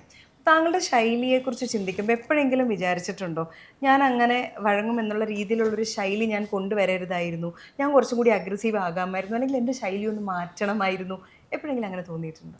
നമുക്ക് ഓരോരുത്തർക്കും ഓരോ ശൈലിയുണ്ട്, അത് മാറ്റാൻ പ്രയാസമാണ്. ഇപ്പോൾ ഓരോ ആളുകൾ ചിലപ്പോൾ നമ്മളെ കബളിപ്പിച്ച് സ്ഥാനമാനങ്ങൾ നേടിയ ആളുകൾ നമ്മൾ പിന്നീട് നമ്മളെ ചതിക്കുകയാണെന്ന് ബോധ്യപ്പെടുമ്പം വിഷമം ഉണ്ടാവുകയാണ്. പക്ഷേ അതൊക്കെ ഞാൻ ആരോടും പ്രതികാരം ചെയ്യാനോ അഗ്രസീവായി അവരെ ഇല്ലാതാക്കാനോ ഒന്നും ഞാൻ ശ്രമിക്കാറില്ല. പിന്നെ മുകളിൽ ഒരാളെല്ലാം കാണുന്നുണ്ട് എന്ന് വിശ്വസിക്കുക. കർമ്മ ബൂമറാങ് പോലെ കറങ്ങി വരുമല്ലോ. അതെ അതെ. കാരണം ഓരോ വ്യക്തിക്കും ഓരോ ശൈലിയുണ്ട്. എനിക്ക് ഉള്ള ശൈലി എന്ന് പറഞ്ഞാൽ എല്ലാവരുമായി യോജിച്ചു പോകുന്ന, തെറ്റ് കണ്ടാൽ പോലും അവരെ കൂടി കൂട്ടത്തിൽ നിർത്തുക എന്നുള്ള ശൈലിയാണ്. ആരെയും അങ്ങനെ മോശക്കാരനായി പറയാത്ത രീതിയാണ്. അത് നമ്മുടെ ദൗർബല്യമൊന്നുമല്ല, നമ്മൾ ആർജിച്ച ഒരു സ്വഭാവത്തിൻ്റെ ഭാഗമാണത്. എന്നാൽ തെറ്റ് കണ്ടാൽ തെറ്റാണെന്നൊക്കെ പറയും. നമ്മൾ തെറ്റുകളിൽ നിന്ന് അവരെ പിന്തിരിപ്പിക്കാൻ നോക്കും. പക്ഷേ നമ്മൾക്ക് ഓരോരുത്തർക്കും ഓരോ രീതിയുണ്ടല്ലോ, ആ രീതിയിലാണ് ഞാൻ മുന്നോട്ട് പോകുന്നത്. അതുപോലെ ഇപ്പോൾ ഒരു പൊളിറ്റീഷ്യൻ ആയി കഴിയുമ്പോൾ ഒരുപാട് തെറ്റിദ്ധരിക്കപ്പെടുന്ന ഒരു പ്രൊഫഷനും കൂടിയാണത്. അതായത് അഴിമതി, സ്വജന പക്ഷപാതം, ഇതൊക്കെ ഒരു 10% ചെയ്യുന്നതെങ്കിൽ പോലും 90% ആളുകളും ഇതിൻ്റെ ഒരു വിഹിതം പറ്റുന്നതായിട്ട് പലപ്പോഴും തോന്നിയിട്ടുണ്ട്. അതായത് മറ്റവൻ ചെയ്തതിനെ ഞാനും കൂടി അനുഭവിക്കണം എന്നുള്ള രീതിയിൽ പൊളിറ്റീഷ്യൻസ് കടന്നു പോകാറുണ്ട്. തെറ്റിദ്ധരിക്കപ്പെടലുണ്ട്. അത് ഭയങ്കര വേദനാജനകമായൊരു കാര്യമാണത്. പൊളിറ്റിക്സിലാണെങ്കിലും റിയൽ ലൈഫിലാണെങ്കിലും ഒരാൾ തെറ്റിദ്ധരിക്കുക എന്ന് പറയുന്ന സങ്കടമാണ്. സാറിന് അങ്ങനെ തെറ്റിദ്ധരിക്കപ്പെട്ട സാഹചര്യങ്ങളുണ്ടായിട്ടുണ്ട്? അല്ല, തെറ്റിദ്ധരിക്കപ്പെടുമല്ലോ സ്വാഭാവികമായിട്ടും. ഈ തെറ്റിദ്ധരിക്കപ്പെടുന്നതുകൊണ്ടാണല്ലോ നമ്മൾ പരാജയപ്പെടുന്നത്. 2 തെരഞ്ഞെടുപ്പിൽ പരാജയപ്പെട്ടതും പല തെറ്റിദ്ധാരണ ഉണ്ടാകാം. പക്ഷെ അതൊക്കെ ജീവിതത്തിൻ്റെ ഭാഗമായി കണക്കാക്കുക. നമ്മൾ നമ്മുടെ മനസ്സാക്ഷിക്കൊത്ത് പ്രവർത്തിക്കുക, ആരോടും തെറ്റ് ചെയ്യാതിരിക്കുക, കഴിയുന്നത്ര. നമ്മളാരും ഹരിചന്ദ്രന്മാരൊന്നും അല്ലല്ലോ. നമ്മുടെ ജീവിതത്തിൽ ചിലപ്പോൾ അറിഞ്ഞോ അറിയാതെയോ ചിലപ്പോൾ തെറ്റൊക്കെ സംഭവിച്ചെന്നിരിക്കും. പക്ഷേ മനഃപൂർവ്വം തെറ്റ് ചെയ്യാതിരിക്കുക, ആരെയും വേദനിപ്പിക്കാതിരിക്കുക, കഴിയുന്നത്ര ആളുകളെ ഉപകാരം ചെയ്യുക, ജനങ്ങളോടൊപ്പം ജീവിക്കുക, ജനങ്ങൾക്ക് വേണ്ടി നിലകൊള്ളുക, ഇതൊക്കെയാണ് ഞാൻ പഠിച്ചിട്ടുള്ള പാഠങ്ങൾ. അപ്പോൾ അത് ചിലപ്പോൾ നമ്മളെ തെറ്റിദ്ധരിക്കുന്ന ആളും ഉണ്ടാകും, നമ്മളെ കുറ്റപ്പെടുത്തുന്നവരുണ്ടാകും, കളിയാക്കുന്നവരുണ്ടാകും. ചിലപ്പോൾ രാഷ്ട്രീയ കാരണങ്ങളും ഉണ്ടാകും, ചിലരുടെ സ്വാർത്ഥ താല്പര്യങ്ങളും ഉണ്ടാകും. പക്ഷെ അങ്ങനെയുള്ള ആളുകളോടൊന്നും എനിക്ക് ശാശ്വതമായ വിരോധമോ ഒന്നുമില്ല. ഇതുപോലെ ഇത് എനിക്ക് പേഴ്സണലി തോന്നിയിട്ടുള്ളൊരു സംശയമാണ്. നമ്മുടെ കൂടെ മിടുക്കന്മാരുണ്ടാവും, പ്രതിപക്ഷത്തും മിടുക്കന്മാരുണ്ടാവും. അപ്പം അങ്ങനെ പ്രതിപക്ഷത്തുള്ള മിടുക്കന്മാരെ കാണുമ്പോൾ ഉണ്ടാകാവുന്ന രണ്ട് തോന്നലുകൾ: ഒന്ന്, ഇവൻ ഇവിടെ ആയിരുന്നെങ്കിൽ; രണ്ട്, അവനിങ്ങോട്ട് വരത്തില്ല, പക്ഷേ എപ്പോഴെങ്കിലും ഒരു നേതാവ് അവരെ വിളിച്ചിട്ട് നീ ഇന്ന ചെയ്യുന്ന കാര്യങ്ങൾ നല്ലതാണ് കേട്ടോ, keep up the good work എന്ന്. നമ്മൾ ശത്രുപാളയമാണല്ലോ പ്രതിപക്ഷം എന്ന് പറയുമ്പോൾ. അങ്ങനെ എപ്പോഴെങ്കിലും ഒരു നേതാവ് ചെയ്യുമോ? അങ്ങനെ തീർച്ചയായിട്ടും ചെയ്യും. ഞാൻ തന്നെ സ്വരാജ് നന്നായി പ്രസംഗിക്കുമ്പോൾ ഞാൻ എപ്പോഴും വിളിച്ച് പറയും, നല്ല പ്രസംഗം നടത്തിയെന്ന് പറയും. അതൊക്കെ നമ്മളവർക്ക് കത്ത് കൊടുക്കും, ചിറ്റ് കൊടുക്കും, ഗുഡ്, കീപ്പ് ഇറ്റ് അപ്പ് എന്നൊക്കെ പറയാറുണ്ട്. അത് നല്ലതാണ്. ഇപ്പം എന്നെ തന്നെ എത്രയോ പേര് അഭിനന്ദിച്ചിട്ട്, ഞാൻ പറഞ്ഞില്ലേ, ഇതുപോലെ വലിയ വലിയ നേതാക്കന്മാരെ എന്നെ അഭിനന്ദിച്ചിട്ടുണ്ട്. അപ്പോൾ നമ്മുടെ അസംബ്ലിയൊക്കെ ഇരിക്കുമ്പോൾ നന്നായി പ്രസംഗിക്കുന്നവരെ നമ്മൾ അഭിനന്ദിക്കാറുണ്ട്. നല്ല പ്രസംഗമാണ്, അത് വീണ്ടും മുന്നോട്ട് കൊണ്ടുപോവുക. അതൊക്കെ രാഷ്ട്രീയത്തിന് അപ്പുറത്തുള്ള കാര്യമല്ലേ. ചിലപ്പോൾ നമ്മളെ ആയിരിക്കും വിമർശിക്കുന്നത്, എന്നാലും സാരമില്ല. എന്നാലും അവരുടെ അവതരണ ശൈലിയും അവരുടെ പ്രസംഗങ്ങളും ഒക്കെ നല്ലതാണെങ്കിൽ അവരെ നമ്മൾ രാഷ്ട്രീയ വ്യത്യാസമില്ലാതെ അഭിനന്ദിക്കുന്നത് നല്ലതാണെന്നാണ് എൻ്റെ അഭിപ്രായം. ഒരു നാടിൻ്റെ മുഴുവൻ കാര്യം നോക്കുമ്പോൾ വീട്ടിലെ കാര്യങ്ങളാണ്. അവരുടെ വിജയങ്ങളിൽ പങ്കാളികളാകാൻ പറ്റാത്തത് പൊളിറ്റീഷ്യൻസിന് എല്ലാവർക്കും സംഭവിക്കുന്നതാണ്. പക്ഷെ അവരുടെ വിഷമങ്ങളിലും കൂടെ നിൽക്കാൻ പറ്റില്ല, വീട്ടുകാരുടെ. രണ്ടും പറ്റില്ല. നമ്മൾ വിജയവും പരാജയവും എടുക്കണമെന്ന് പറയുന്ന പോലെ അവരുടെ സന്തോഷങ്ങളിലും അവരുടെ വിജയങ്ങൾ കാണാനായിട്ടും അവരുടെ ഇപ്പം യൂണിവേഴ്സിറ്റിയുടെയൊക്കെ എന്തെങ്കിലും കാര്യങ്ങൾ വരുമ്പോഴും മക്കളുടെ കാര്യത്തിനൊന്നും പോകാൻ സമയം കിട്ടില്ല. വിഷമങ്ങൾ വരുമ്പോഴും കാണാൻ പറ്റത്തില്ല. എപ്പോഴെങ്കിലും എനിക്കറിയാം താങ്കൾ പൊതു നന്മയ്ക്ക് വേണ്ടി ജനങ്ങൾക്ക് വേണ്ടി മാത്രം ജീവിക്കുന്ന ഒരാളാണ്. പക്ഷെ തിരിഞ്ഞു നോക്കുമ്പോൾ ഒരു കുറ്റബോധം വീട്ടിലെ കാര്യങ്ങൾക്ക് വരാറുണ്ട്. അതുണ്ട്, തീർച്ചയായിട്ടും ഉണ്ട്. പ്രത്യേകിച്ച് മക്കളുടെ ഈ പേരൻസിൻ്റെ മീറ്റിങ്ങൊക്കെ വിളിക്കുമ്പോൾ പോകാൻ പറ്റുന്നതല്ല. മക്കൾ ഡൽഹിയിലാണ് പഠിച്ചത്, സെൻറ്റ് കൊളംബസ്. ഞാനന്ന് MP ആയിരുന്നു. പേരൻറ്റ് ടീച്ചേഴ്സ് മീറ്റിംഗ് കൂടുമ്പോൾ എനിക്ക് പോകാൻ പറ്റത്തില്ല. അത് എനിക്ക് വിഷമം ഉണ്ടാക്കിയിട്ടുണ്ട്. പിന്നീട് വിഷമം ഉണ്ടാക്കിയിട്ടുണ്ട്. അവർ പറയാറുണ്ടായിരുന്നു. ഇപ്പം പറയും, പണ്ടൊന്നും അവർക്ക് അറിയത്തില്ലല്ലോ പറയാൻ. അവർ രാവിലെ സ്കൂളിൽ രാവിലെ അവിടെ 7 മണിക്കാണ് സ്കൂൾ തുടങ്ങും. അപ്പോൾ നമ്മൾ ഉറക്കമായിരിക്കും. അവർ നേരത്തെ ഉറങ്ങും രാവിലെ സ്കൂളിൽ പോകേണ്ടിയിട്ട്. അപ്പോഴത്തേക്ക് നമ്മൾ വന്ന് കാണത്തില്ല. അപ്പം നമുക്ക് രാവിലെ അവരെ കാണാൻ പറ്റത്തില്ല, രാത്രിയിലും കാണാൻ പറ്റത്തില്ല. അങ്ങനെ കുറേ കാലം പോയിട്ടുണ്ട്. പക്ഷെ അതിൻ്റെ വിഷമം നമുക്കുണ്ട്. ഞാൻ ഈയിടെ അമ്മയുടെ അടുത്ത് പരാതി പറഞ്ഞു. ഞാൻ പഠിച്ചുകൊണ്ടിരുന്ന സമയം എന്നെ ഡാൻസ് ക്ലാസ്സിൽ കൊണ്ടുപോകാൻ അമ്മ സമയം കണ്ടുപിടിച്ചില്ല. അപ്പോൾ സാറിൻ്റെ വീട്ടിൽ അങ്ങനത്തെ പറച്ചിലുകളുണ്ടോ അന്ന് ഡാഡി? ഇപ്പം അതുകൊണ്ട് എൻ്റെ കൊച്ചുമോനെ കൊണ്ടുപോകാറുണ്ട് സ്കൂളിൽ. ആണോ? സത്യമാണ്, നമുക്കതിന് സമയം കിട്ടാറില്ല.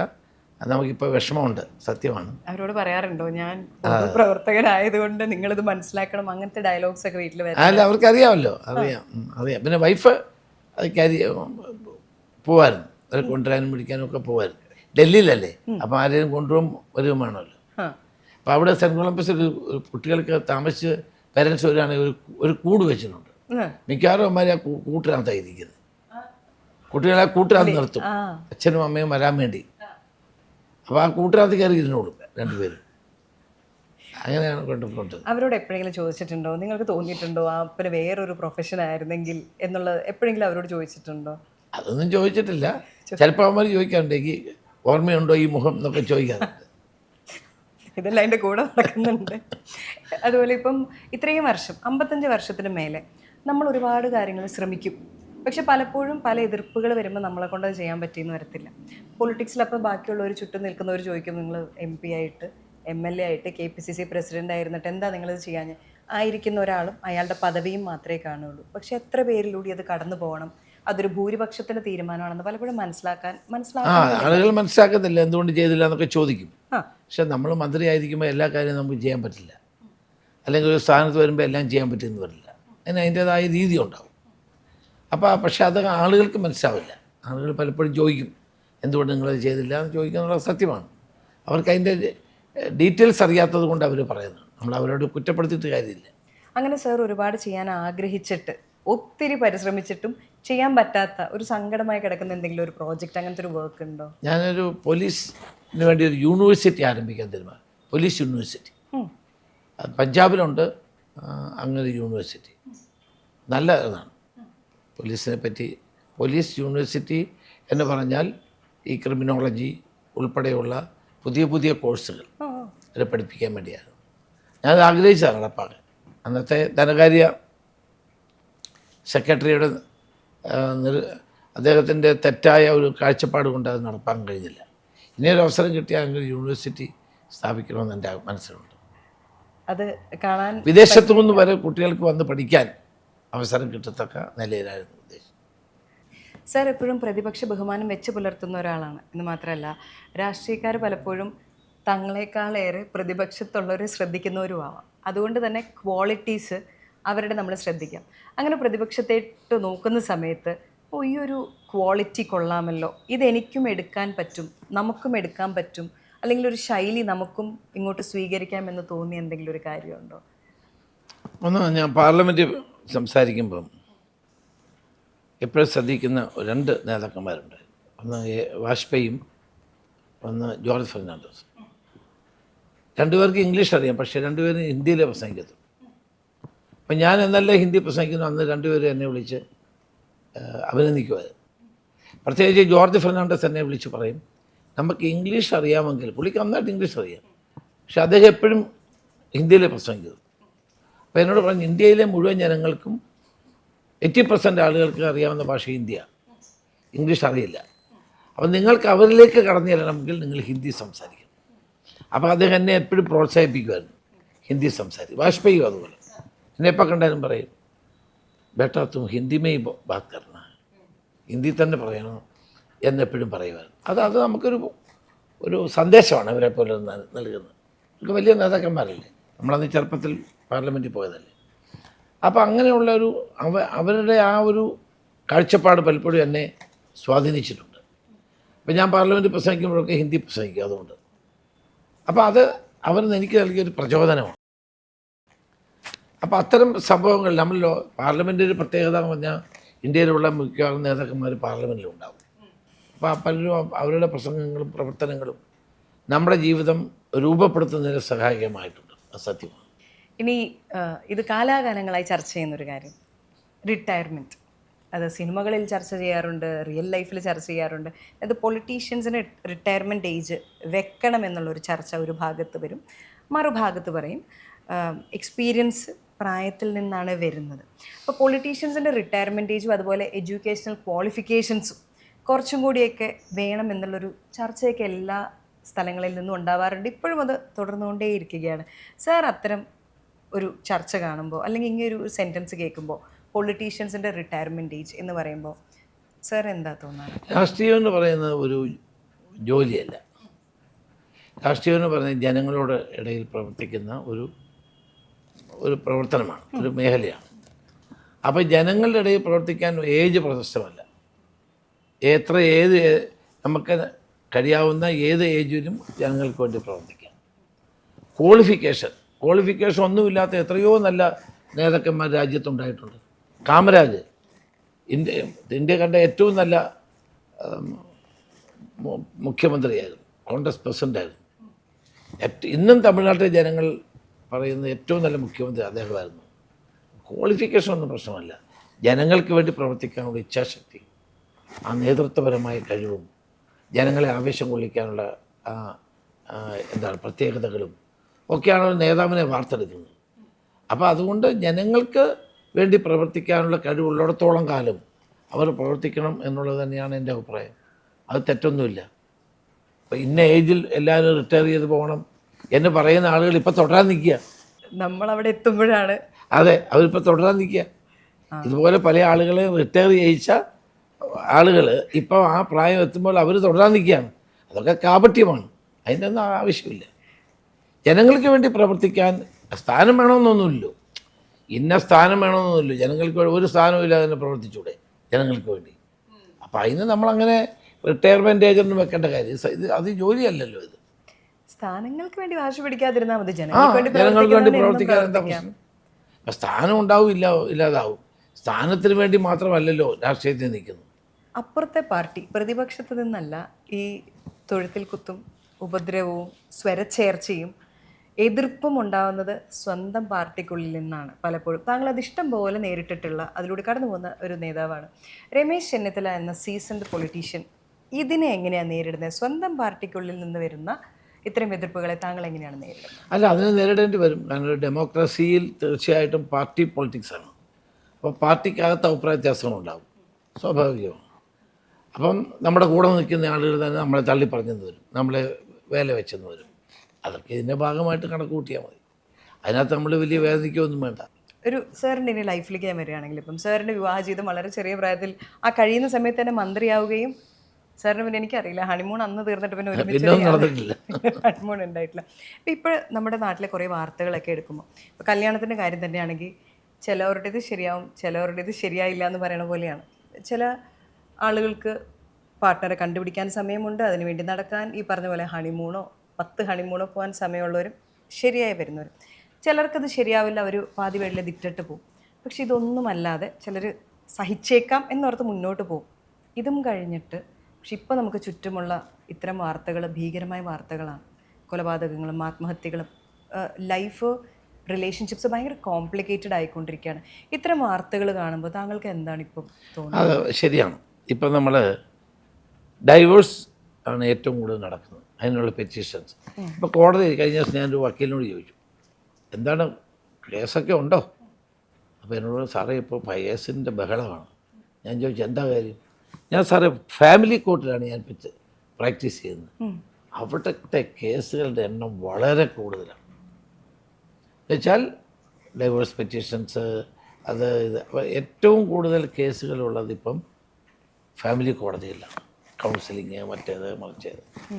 പണ്ടൊക്കെ ആണെങ്കിൽ നാട്ടിൽ ഭൂമിക്ക് വേണ്ടിയിട്ടുള്ള കേസുകളായിരുന്നു, അല്ലെ അടിപിടി കേസുകളായിരുന്നു. ഇപ്പോൾ അതിനൊക്കെ കവച്ചു വെച്ചുകൊണ്ട് ഈ ഫാമിലി കോടതിയിലാണ് കേസ് മുഴുവൻ. ആളുകൾ തമ്മിൽ ഒന്ന് പറഞ്ഞ് അപ്പം തന്നെ ഡൈവേഴ്സ് പെറ്റീഷൻ കൊടുക്കുക, തമ്മിൽ വഴക്കുണ്ടാക്കുക, പിരിയുക, കുട്ടികളുടെ മെയിൻ്റനൻസ് വേണ്ടി വഴക്ക് നടക്കുക, കുട്ടി ആരുടെ കൂടെ വേണമെന്ന് പറയുന്നതിനെ പറ്റി വഴക്ക് നടക്കുക. ഇന്ന് കേരളത്തിൽ വളരെ വ്യാപകമാണ്. അത് പരിഹരിക്കപ്പെടേണ്ട ഒന്ന് തന്നെയാണ്. കുടുംബജീവിതം ഭംഗിയായി കൊണ്ടുപോകാൻ രണ്ടുപേർക്ക് ഉത്തരവാദിത്വമുണ്ട്. രണ്ടുപേരും പരസ്പരം മനസ്സിലാക്കി ജീവിക്കുക എന്നുള്ളതാണ്.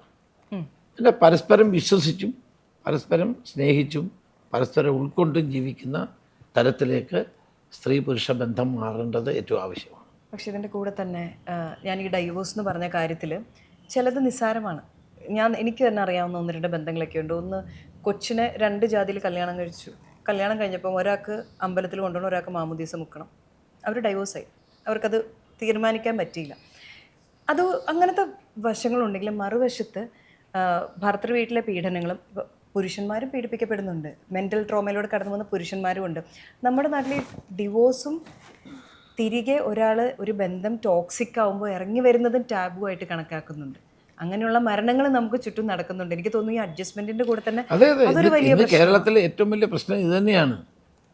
തമ്മിലുള്ള ഭാര്യയും ഭർത്താവും തമ്മിലുള്ള സ്ട്രെയിൻഡ് റിലേഷൻഷിപ്പ്, അതിലൂടെ ഉണ്ടാകുന്ന പ്രശ്നങ്ങൾ, അതാണ് ഏറ്റവും വലിയ പ്രശ്നമായി മാറി. നന്നായിട്ട് ഐഡൻറ്റിഫൈ ചെയ്ത് പറഞ്ഞു. ഇന്ന് പരിഹരിക്കപ്പെടേണ്ട ഏറ്റവും വലിയ പ്രശ്നം ഇത് തന്നെയാണ്. ഫാമിലി റിലേഷൻസ് അത് സ്ട്രെയിൻഡ് ആകുന്നു. അത് എല്ലാവരും മനസ്സിലാക്കണം. ജീവിതം കൊണ്ടാണ് നമ്മൾ കളിക്കുന്നതെന്നും പരസ്പരം മനസ്സിലാക്കണം. അതുപോലെ ഒരു പ്രായമാകുമ്പോൾ കല്യാണം കഴിപ്പിച്ച് വിടുകയാണ്.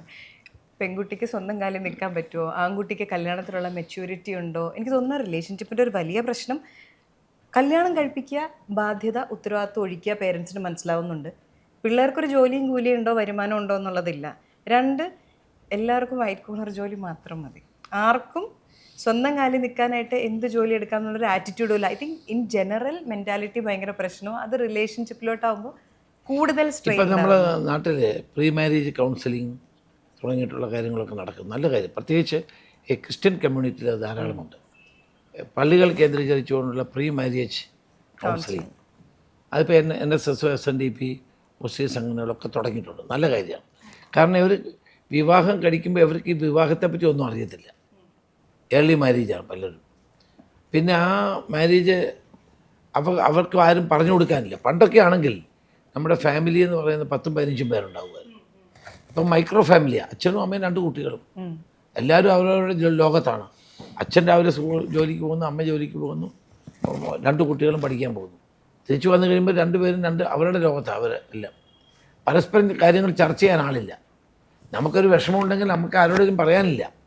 പണ്ടാണ് വീട്ടിലുള്ള അച്ഛൻ്റെ സഹോദരിയോട് പറയാമായിരുന്നു, അമ്മയുടെ അനിയത്തിയോട് പറയാമായിരുന്നു, ഇങ്ങനെയൊക്കെ ഉണ്ടായിരുന്നു. ഇപ്പോൾ ഇതാരോട് പറയാനാ? ടെൻഷൻ. ഈ ടെൻഷൻ ഈസ് ഔട്ട് ചെയ്യാൻ ആരോടും ഇത് പറയണ്ടേ? അപ്പോൾ അങ്ങനെ ഒരു ഫ്ലാറ്റിൽ താമസിക്കുന്നവർക്ക് ആരോട് പറയാനാണ്? അപ്പോൾ ഇങ്ങനെയൊക്കെയുള്ള സാമൂഹിക സാഹചര്യങ്ങളിൽ ജീവിക്കുന്നവർ ധാരാളമുണ്ട്. അതാണ് ഈ പ്രീ മാരേജ് കൗൺസിലിംഗ് വളരെ ആവശ്യമാണ്. പ്രത്യേകിച്ച് ഈ മൈക്രോ ഫാമിലി ആകുമ്പം ഉണ്ടാകുന്ന ഒരു സാമൂഹിക പ്രശ്നമായത്. ഇപ്പം കുട്ടികൾ ആത്മഹത്യ ചെയ്യുന്നു. എന്താ ആത്മഹത്യ ചെയ്യുന്നത് ചോദിച്ചാൽ മനസ്സിലാവുന്നില്ല എന്താണെന്ന്. ടെൻഷൻ കയറി ആത്മഹത്യ ചെയ്യുന്നു. അതേസമയം ആ വീട്ടിൽ മറ്റൊരാളുണ്ടായിരുന്നെങ്കിൽ ഈ വിഷമം പങ്കുവെക്കാനുണ്ടായിരുന്നെങ്കിൽ അത് ഉണ്ടാവില്ലായിരുന്നു. കേൾക്കാൻ, പറയാൻ. അപ്പം അങ്ങനെ ഒരു ജീവിതത്തിലേക്ക് നമ്മൾ മാറുകയാണ്. തൊട്ടടുത്ത ഫ്ലാറ്റിൽ താമസിക്കുന്ന ആരാണെന്ന് പോലും അറിയത്തില്ല. ആരാണെന്നറിയില്ല, എവിടുത്തുകാരനാണെന്ന് അറിയില്ല, സംസാരിക്കുക പോലും ഇല്ല അങ്ങോട്ടും ഇങ്ങോട്ടും. പലപ്പോഴും കാണുന്നത് എന്താ, പത്രം എടുക്കാൻ വരുമ്പോൾ വെളിയിൽ വരുമ്പോഴായിരിക്കും, അല്ലെങ്കിൽ പാലുകാരൻ വന്ന് പാല് വെച്ചേച്ച് പോകുമ്പോഴായിരിക്കും അറിയും കാണുന്നത് തന്നെ. അപ്പം ഈ ഒരു സാഹചര്യത്തിൽ നമ്മൾ പരസ്പരം മനസ്സിലാക്കാനും ഇവർക്ക് മാരേജ് ആകുമ്പോൾ പ്രീ മാരേജ് കൗൺസിലിംഗ് നടത്താനും ഒക്കെ വരുന്നത് ആവശ്യമാണ്. അതിൻ്റെ കൂടെ തന്നെ എടുത്തു പറയേണ്ടതാണ് ലഹരി. സാർ ലഹരിക്കെതിരെ ഉള്ള പ്രവർത്തനങ്ങളിൽ സജീവമായിട്ട് പങ്കെടുക്കുകയാണ്. ലഹരി പേടിപ്പിക്കുകയാണ് സാർ, വളരെയധികം ഭയപ്പെടുത്തുകയാണ്. അതില്ലാതെ അതിലൂടെ ജീവിക്കുന്നവരെ, അതിൽ പോകുന്ന കുടുംബങ്ങളെ, ഞങ്ങളെയൊക്കെ അത് വല്ലാതെ ഭയപ്പെടുത്തുന്നുണ്ട്. ഞാൻ ആഭ്യന്തരമന്ത്രിയായിരുന്നപ്പോഴാണ് ക്ലീൻ ക്യാമ്പസ് സേഫ് ക്യാമ്പസ് എന്ന പരിപാടി ആവിഷ്കരിച്ചു. മമ്മൂട്ടിയായിരുന്നു എൻ്റെ ബ്രാൻഡ് അംബാസഡർ. ഈ സ്കൂളുകളും കോളേജുകളും കേന്ദ്രീകരിച്ച് നടക്കുന്ന ലഹരി വ്യാപനത്തെ തടയാനാണ്. നല്ല പരിപാടിയാണ്. ഗവൺമെൻറ് പോയ ശേഷം പിന്നെ നിർത്തി. ഇപ്പം ഞാനിപ്പോൾ ആരംഭിച്ചേക്കുന്നത് എല്ലായിടത്തും, എല്ലാ ജില്ലകളിലും ക്ലബ്ബുകൾ, സാമൂഹിക സംഘടനകൾ, സാംസ്കാരിക നേതാക്കന്മാർ, പ്രവർത്തകർ, സാഹിത്യകാരന്മാർ, രാഷ്ട്രീയ പ്രവർത്തകർ എല്ലാവരെയും ഉൾക്കൊള്ളിച്ചുകൊണ്ട് നമ്മൾ വാക്കത്തോൺ രാവിലെ 6 മണിക്ക് സംഘടിപ്പിക്കുക. ഇപ്പോൾ 6 ജില്ലകൾ കഴിഞ്ഞു. രാഷ്ട്രീയമൊന്നുമില്ല. അപ്പോൾ അതിനകത്ത് ഒരു അവയർനെസ് ഉണ്ടാക്കുക എന്ന ലക്ഷ്യത്തോടെയാണ്. നല്ല വിജയമാണ്. ജനങ്ങളെ ലഹരിക്കെതിരായി അണിനിരത്തുക, പ്രത്യേകിച്ച് ഡ്രഗ്സിനെതിരായി അണിനിരത്തുക എന്നതാണ് ലക്ഷ്യം. ഞങ്ങളിത് പത്രത്തിൽ വായിച്ചിട്ടുള്ള, സോഷ്യൽ മീഡിയയിൽ കാണുന്ന അറിവാണ്. ഒരു കോമൺ മാനിന് ശരിക്കും ഇതുള്ളൂ. അപ്പം നമ്മൾ അതിൽ വായിക്കുന്ന കാര്യങ്ങൾ തന്നെ നമ്മൾ ഭയങ്കരമായി ഭയപ്പെടുത്തുന്നുണ്ട്. ഇതിൻ്റെ ഇങ്ങോട്ടുള്ള വരവ് നിർത്തണം, അതിനെ നമ്മൾ ഇങ്ങോട്ട് വരാതിരിക്കാനുള്ള കാര്യങ്ങൾ ചെയ്തുകൂടെ, എന്തുകൊണ്ടാണ് ഇത് വീണ്ടും കേരളത്തിനെ ഡ്രഗ് ക്യാപിറ്റൽ എന്ന് വരെ വിളിച്ചു തുടങ്ങി, ഇങ്ങനെയുള്ള കാര്യങ്ങൾ വരുന്നുണ്ട്. നമ്മൾ ഈ ഒരു ടോപ്പിൽ ആ ഒരു കോട്ടിങ് പോലെ നമ്മളിത് അറിയുന്നുള്ളൂ. ഇത് വളരെ അടുത്തറിയാവുന്ന ഒരാളെന്ന നിലയിൽ ഞാൻ സാറിൻ്റെ അടുത്ത് ചോദിക്കുക, ശരിക്കും ഈ ഭയത്തിന് ഒരു അടിസ്ഥാനമില്ലേ? തീർച്ചയായിട്ടും ഉണ്ട്. നമ്മുടെ കൊച്ചുകുട്ടികളെ പോലും ഇപ്പോൾ ഡ്രഗ് മാഫിയ പിടികൂടുകയാണ്. ഉദാഹരണം പറയാം. ഞാൻ ആഭ്യന്തരമന്ത്രിയായ കാലത്ത് എറണാകുളം ഗസ്റ്റ് ഹൗസിൽ ഒരു പരിപാടിക്ക് വന്നതാണ്. ഒരു അമ്മയും ഒരു കുഞ്ഞും കൂടെ, അമ്മയും ഒരു മകളും, കൊച്ചുകുട്ടിയാണ് 12 വയസ്സ്, എന്നെ കാണാൻ വന്നു. എന്നെ ഇവരങ്ങ് കരയാണ്. അപ്പോൾ ഞാൻ പോലീസ് ആദ്യം കയറ്റി വിട്ടില്ല. ഞാൻ പറഞ്ഞു കയറ്റി വിടാം. കാര്യം ചോദിച്ചപ്പോൾ ഈ കുട്ടിയുടെ മൂത്ത കുട്ടി, അവൻ വൈകിട്ട് സ്കൂളിൽ നിന്ന് വീട്ടിൽ വന്നാൽ ഒരു വിസിലടി കേൾക്കും. വിസിലടി കേൾക്കുമ്പോൾ അവൻ വീട് ചാടി പുറത്ത് പോകും. പിന്നെ അവൻ വരുന്നത് 8, 9, 10 മണിയൊക്കെ ആകുമ്പോഴേക്കും. അപ്പോൾ അവൻ ലഹരി ഉപയോഗിക്കുകയാണ്. ഈ ലഹരിയുടെ ആളുകളാണ്, ആ ഗ്യാങ്ങാണ് ഈ വിസിലടിക്കുന്നത്. അപ്പോൾ ഇങ്ങനെയായി ഈ കുട്ടി വലിയ തോതിൽ ലഹരിക്ക് അടിമയായി മാറി. അപ്പോൾ അവരെന്നോട് വന്ന് പറയുന്നത്, സാറ് വിചാരിച്ചാൽ ഇത് നിർത്താൻ പറ്റും. ഞങ്ങളുടെ ഏരിയയിൽ ഇത് വ്യാപകമാണ്, സ്ഥലം ഞാൻ പറയുന്നില്ല. അപ്പം ഞാൻ അപ്പം തന്നെ നടപടി സ്വീകരിച്ചു. പോലീസിനോട് പറഞ്ഞു, ശക്തമായ നടപടി ഉണ്ടായി. ആ ഗ്യാങ്ങുകളെ മുഴുവൻ പിടിച്ചു, ആ മേഖലയിൽ മുഴുവൻ പോലീസിനെ ഇട്ടു. അങ്ങനെ ശക്തമായ നടപടി സ്വീകരിച്ചതിന് ശേഷം ആ പ്രദേശത്ത് അതില്ലാതായി. പിന്നീട് ഞാൻ ആഭ്യന്തരമന്ത്രി സ്ഥാനമൊക്കെ ഒഴിഞ്ഞൊരു ദിവസം എറണാകുളത്ത് ചെന്നപ്പോൾ അവരെന്നെ കാണാൻ വന്നു. മകനിപ്പോൾ MBBSന് ഫസ്റ്റ് ഇയർ പഠിക്കുകയാണ്. ഒരു ഞാൻ ഈ ക്ലീൻ ക്യാമ്പസ് സേഫ് ക്യാമ്പസ് ആരംഭിച്ചത് ഈ കുട്ടിയുടെ, ഈ അമ്മയുടെ വിലാപത്തിൽ നിന്നാണ്. എന്നാലോചിച്ച് നോക്കുക, അന്നങ്ങനെ നമ്മൾ ചെയ്തില്ലായിരുന്നെങ്കിൽ ഈ കുട്ടി ഡോക്ടറാവുമായിരുന്നു. ഇതുപോലെ എത്രയോ ആളുകൾക്ക്, നമ്മുടെയൊക്കെ വന്ന ഒരാളാണ്, എത്രയോ അനുഭവമുള്ള ആളുകളുണ്ടാവും. അപ്പം ക്യാച്ച് ദം യങ്, കുട്ടിക്കാലത്ത് തന്നെ ഇവരെ ലഹരിക്ക് അടിമകളാക്കുന്ന അണ്ടർഗ്രൗണ്ട് ആയി പ്രവർത്തിക്കുന്ന ധാരാളം ഗ്രൂപ്പുകൾ കേരളത്തിലുണ്ട്. കഞ്ചാവ്, MDMA, ഏറ്റവും ആധുനികമായ രീതിയിലുള്ള രാസലഹരിയാണ് ഈ കുട്ടികൾക്ക് കൊടുക്കുന്നത്. ഇത് മനസ്സിലാക്കാൻ പോലും കഴിയത്തില്ല. നെറ്റിയിലിടുന്ന പൊട്ട്, നാക്കിനടിയിലിടുന്ന സ്റ്റാമ്പ്, കയ്യിൽ വെക്കുന്ന പ്ലാസ്റ്റർ, ഇതെല്ലാം ലഹരിയാണ്, നമ്മളറിയുന്നില്ല. എറണാകുളത്തൊരു സ്ഥലത്ത് ഈ അണലി കുഞ്ഞുങ്ങളെ കൊണ്ട് ആളുകളെ നാക്കിൽ കുത്തിക്കുന്നു സ്ഥലം ഞങ്ങൾ കണ്ടുപിടിച്ചു. പോലീസ് മരിച്ചു പോയില്ല, കാരണം കുഞ്ഞല്ലേ, കുഞ്ഞ് അണലി കുഞ്ഞാണ്. അതിശക്തമായ നടപടി സ്വീകരിച്ചു അതിന് ശേഷമാണ് ഇതെല്ലാം പിടികിട്ടിയത്. അപ്പോൾ ഇതിനകത്ത് രണ്ട് വശമുണ്ട്. ഒന്ന് പ്രചരണം, ബോധവൽക്കരണം. രണ്ട് ആക്ഷൻ പോലീസിനെ പറ്റുള്ളൂ. ശക്തമായ നടപടി സ്വീകരിക്കുക. ഈ 5 സ്റ്റാർ ഹോട്ടലിലൊക്കെ DJ പാർട്ടി എന്ന് പറഞ്ഞ് നടന്ന സ്ഥലത്തൊക്കെ വൻതോതിൽ ഈ ലഹരി ഉപയോഗിക്കുന്നു. അതൊക്കെ പിടിക്കണം, ശക്തമായി പിടിക്കണം. എന്നാലും ഇത് നിൽക്കും. ഇന്ന് കേരളത്തിൻ്റെ ഏറ്റവും വലിയ ശാപം ലഹരിയാണ്. ഈ ലഹരി ഉപയോഗം കുറപ്പിച്ചുകൊണ്ട് വരിക, ഇതിന് വേരറക്കുക. അത് ഇച്ഛാശക്തിയുള്ള ഗവൺമെൻറ് ആണെങ്കിൽ അത് ചെയ്യാൻ കഴിയും.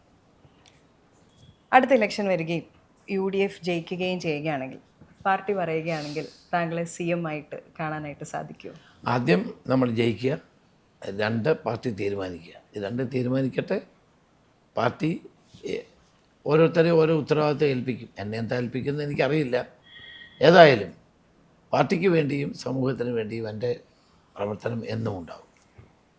55 ഇയേഴ്സ് കഴിഞ്ഞു സാർ. അപ്സി കൂടെയും ഡൗൺ സി കൂടെയും പാർട്ടിയുടെ എല്ലാത്തിൽ കൂടെയും കടന്നു പോയി കഴിഞ്ഞിട്ടുള്ള ഒരാളാണ്. You think you are fit to be a CM അല്ലേ? You know you are. That has to be judge by the people and not by me. ഇത് സാറിൻ്റെ മാത്രം ബോധ്യത്തിനാണ് ഞാൻ ചോദ്യം ചെയ്യുന്നത്. എൻ്റെ ബോധ്യം കൊണ്ട് കാര്യമില്ലല്ലോ, ജനങ്ങൾക്ക് ബോധ്യപ്പെടണം. പക്ഷെ അത് തുറന്നു പറയാൻ സാർ എന്താ ധൈര്യം കാണിക്കാൻ? ഞാൻ തുറന്ന് പറയേണ്ട യു ആർ ഫിറ്റ് കാര്യമില്ല. Enough, you are good enough, I mean you are more than good enough. That has to be decided by the people, judged by the people. I should not say about myself. ഇന്നത്തെ കാലത്ത് സ്വയം പ്രൊമോഷനുള്ള കാലത്തും PR ഏജൻസിയുടെ work നടക്കുമ്പോഴും ഇത് പറയുന്നത് അത് ഞാൻ പറയാൻ ആഗ്രഹിക്കുന്നില്ല. സാർ വളരെ ആളുകൾ അറിയിക്കാതെ സ്വന്തമായി ചെയ്യുന്ന ചില കാര്യങ്ങളെക്കുറിച്ച് ഞാൻ അറിഞ്ഞിട്ടുണ്ട്. അതായത് എല്ലാ വർഷവും സാർ ട്രൈബൽ വില്ലേജുകൾ വിസിറ്റ് ചെയ്യുന്ന കാര്യം. Tribal and SC. പക്ഷെ അത് സാർ അതിനൊരിക്കലും പബ്ലിസിറ്റി കൊടുക്കാറില്ല. ഒരു കൈ ചെയ്യുന്നതും മറ്റേ കൈ അറിയരുതെന്ന് പറയുന്ന പോലെ അതെന്തിനാ അത്രയും രഹസ്യമായിട്ട്, അല്ലെങ്കിൽ അങ്ങനെ അതിനൊരു പബ്ലിസിറ്റി കൊടുക്കാത്ത? വലിയ പബ്ലിസിറ്റി ഇല്ല അതിന്, കാരണം അതിൻ്റെ ആവശ്യമില്ല. പക്ഷെ എന്നാലും കുറേയൊക്കെ എല്ലാവരും അറിയും. കഴിഞ്ഞ 15 വർഷമായി ഞാൻ അത് നടത്തുന്ന ഒരു പരിപാടിയാണ്. പട്ടികാതി കോളനികളിൽ പോവുക, പട്ടികവർഗ കോളനിയിൽ പോവുക, കഴിയുമെങ്കിൽ അവരോട് പോലീസ് താമസിക്കുക, അവരുടെ ദുരിതങ്ങൾ മനസ്സിലാക്കുക, അവരുടെ ജീവിതം മനസ്സിലാക്കുക. അതിനു വേണ്ടി നമുക്ക് ചെയ്യാൻ കഴിയാവുന്ന ചെറിയ കാര്യങ്ങൾ. അപ്പോൾ വലിയ വലിയ കാര്യങ്ങളൊന്നും ചെയ്യാൻ പറ്റില്ല. ഞാൻ KPC പ്രസിഡൻ്റ് ആയിരുന്നപ്പോൾ ആരംഭിച്ച പരിപാടിയാണ്. അന്ന് നമ്മുടെ ഗവൺമെൻറ് ആയതുകൊണ്ട് ഞാൻ പോകുന്ന സ്ഥലങ്ങൾ കോളനികൾക്കെല്ലാം 1 കോടി രൂപ വെച്ച് കൊടുത്തു. പിന്നെ ഈ കഴിഞ്ഞ 10 വർഷമായിട്ട് അത് കൊടുക്കാൻ കഴിയുന്നില്ല. പക്ഷെ എന്നാലും അവർക്ക് ചില സഹായങ്ങൾ, കുട്ടികൾക്ക് സഹായങ്ങൾ, പാഠപുസ്തകങ്ങൾ, സൈക്കിളുകൾ, കമ്പ്യൂട്ടറുകൾ, ലാപ്ടോപ്പുകൾ, അവരുടെ സൈക്കിള്, ഇങ്ങനെ ധാരാളം ആവശ്യങ്ങൾ ഒരു കോളനി ചെന്ന് നമുക്ക് കാണുക. അതൊക്കെ നല്ലവരായ ആളുകളുടെ സഹായത്തോടെ അത് അവർക്ക് ചെയ്തു കൊടുക്കാറുണ്ട്. അതിലൊരു സന്തോഷമുണ്ട് എനിക്ക്. ഈ ഒരു പരിപാടി നടത്തുന്നതിൽ ഏറ്റവും കൂടുതൽ സന്തോഷിക്കുന്ന ഒരാളാണ് ഞാൻ. പട്ടികവർഗ കോളനികളിൽ കഴിഞ്ഞ 15 വർഷമായി ഞാൻ നടത്തുന്ന ഗാന്ധിഗ്രാം പരിപാടി എന്നെ ഏറ്റവും മനസ്സിൽ തറച്ച ഒരു പരിപാടിയാണ്. ഇത് ഞാൻ എടുത്ത് ചോദിക്കാനൊരു കാരണമുണ്ട്. ഇപ്പോൾ കോൺഗ്രസ്സിൽ അല്ലെങ്കിൽ ഇൻ ജനറൽ നമ്മൾ കാണുന്നൊരു കാര്യമാണ്, 10 പേർക്ക് വേണ്ടി ചെയ്യുന്ന കാര്യമാണെങ്കിലും അതൊരു 1000 പേരെ അറിയിക്കണം എന്നുള്ളൊരു മനോഭാവമാണ്. അത് പിന്നെ സോഷ്യൽ മീഡിയയിലായി, അവിടെയായി, ഇവിടെയായി നമ്മൾ ചെയ്തത് നാട്ടിലെല്ലാവരും അറിയണം എന്നുള്ളൊരു മനോഭാവം ഇൻ ജനറൽ നമ്മൾ കാണുന്നുണ്ട്. അതിനിടയിലാണ് സാർ അങ്ങനെയൊന്നും ഇല്ലാതെ. അല്ല, ഗാന്ധിഗ്രാം പരിപാടിക്ക് അങ്ങനെ പബ്ലിസിറ്റി ഒന്നും ഞാൻ കൊടുക്കാറില്ല. കാരണം അതൊരു എൻ്റെ ധർമ്മമായി ഞാൻ കണക്കാക്കും, എൻ്റെ ഉത്തരവാദിത്തമായി കണക്കും. ആസ് എ പേഴ്സൺ, ഒരു വ്യക്തി എന്ന നിലയിൽ നമ്മുടെ ജീവിതത്തിൽ ചെയ്യേണ്ട ഒരു കാര്യമായി ഞാൻ കണക്കാക്കുകയാണ്. അല്ല, അങ്ങനെ ചെയ്യുമ്പോൾ നമുക്ക് കിട്ടുന്നൊരു സന്തോഷം വളരെ വലുതാണ്. എൻ്റെ ജീവിതത്തിൽ ഏറ്റവും കൂടുതൽ ഞാൻ സന്തോഷിക്കുന്നത് അട്ടപ്പാടിയിൽ പോവുക, ഈ പട്ടികാതി കോളനികളിൽ പോവുക, പാവങ്ങളുമായിട്ട് ഇരിക്കുക, അവരുമായിട്ട് ചർച്ച ചെയ്യുക. എല്ലാ കാര്യവും ചെയ്യാൻ പറ്റിയെന്ന് വരില്ല, പക്ഷെ നമ്മളെ കൊണ്ട് കഴിയാവുന്ന സഹായം ആ പാവങ്ങൾക്ക് ചെയ്തു കൊടുക്കേണ്ടത് ഒരാവശ്യമാണെന്ന് ഞാൻ കരുതുന്നു. സാറിൻ്റെ പ്രത്യേകതയായിട്ട് ഞാൻ കേട്ടിട്ടില്ല, വേണമെങ്കിൽ 2 പുസ്തകം ഒരുമിച്ചിരുന്ന് വായിക്കുന്ന ഒരാളാണെന്ന് എനിക്കറിയാം. അത് സാറിൻ്റെ ഒരു ഹോബിയായിട്ട് കണക്കാക്കുമ്പോൾ ഇതല്ലാതെ രമേശ് ചെന്നിത്തല എന്ന നേതാവിന് മറ്റ് ഹോബികളുണ്ടോ, അതിന് സമയമുണ്ടോ? ആഴ്ച ഞാൻ ചെയ്യുന്നത് വായനയാണ്. 2 പുസ്തകം ഒരുമിച്ച് വായിക്കുന്നത് വേറൊരു പുസ്തകം വായിക്കണമെന്ന് തോന്നുന്നു. അപ്പോൾ അതിന് പോകും. രണ്ടും കൂടെ ഒരുമിച്ച് വായിച്ച് രണ്ടും കൂടെ തീർക്കും. വായന വളരെ ഇഷ്ടമാണ്. പ്രത്യേകിച്ച് നോവലുകൾ വളരെ ഇഷ്ടമാണ്.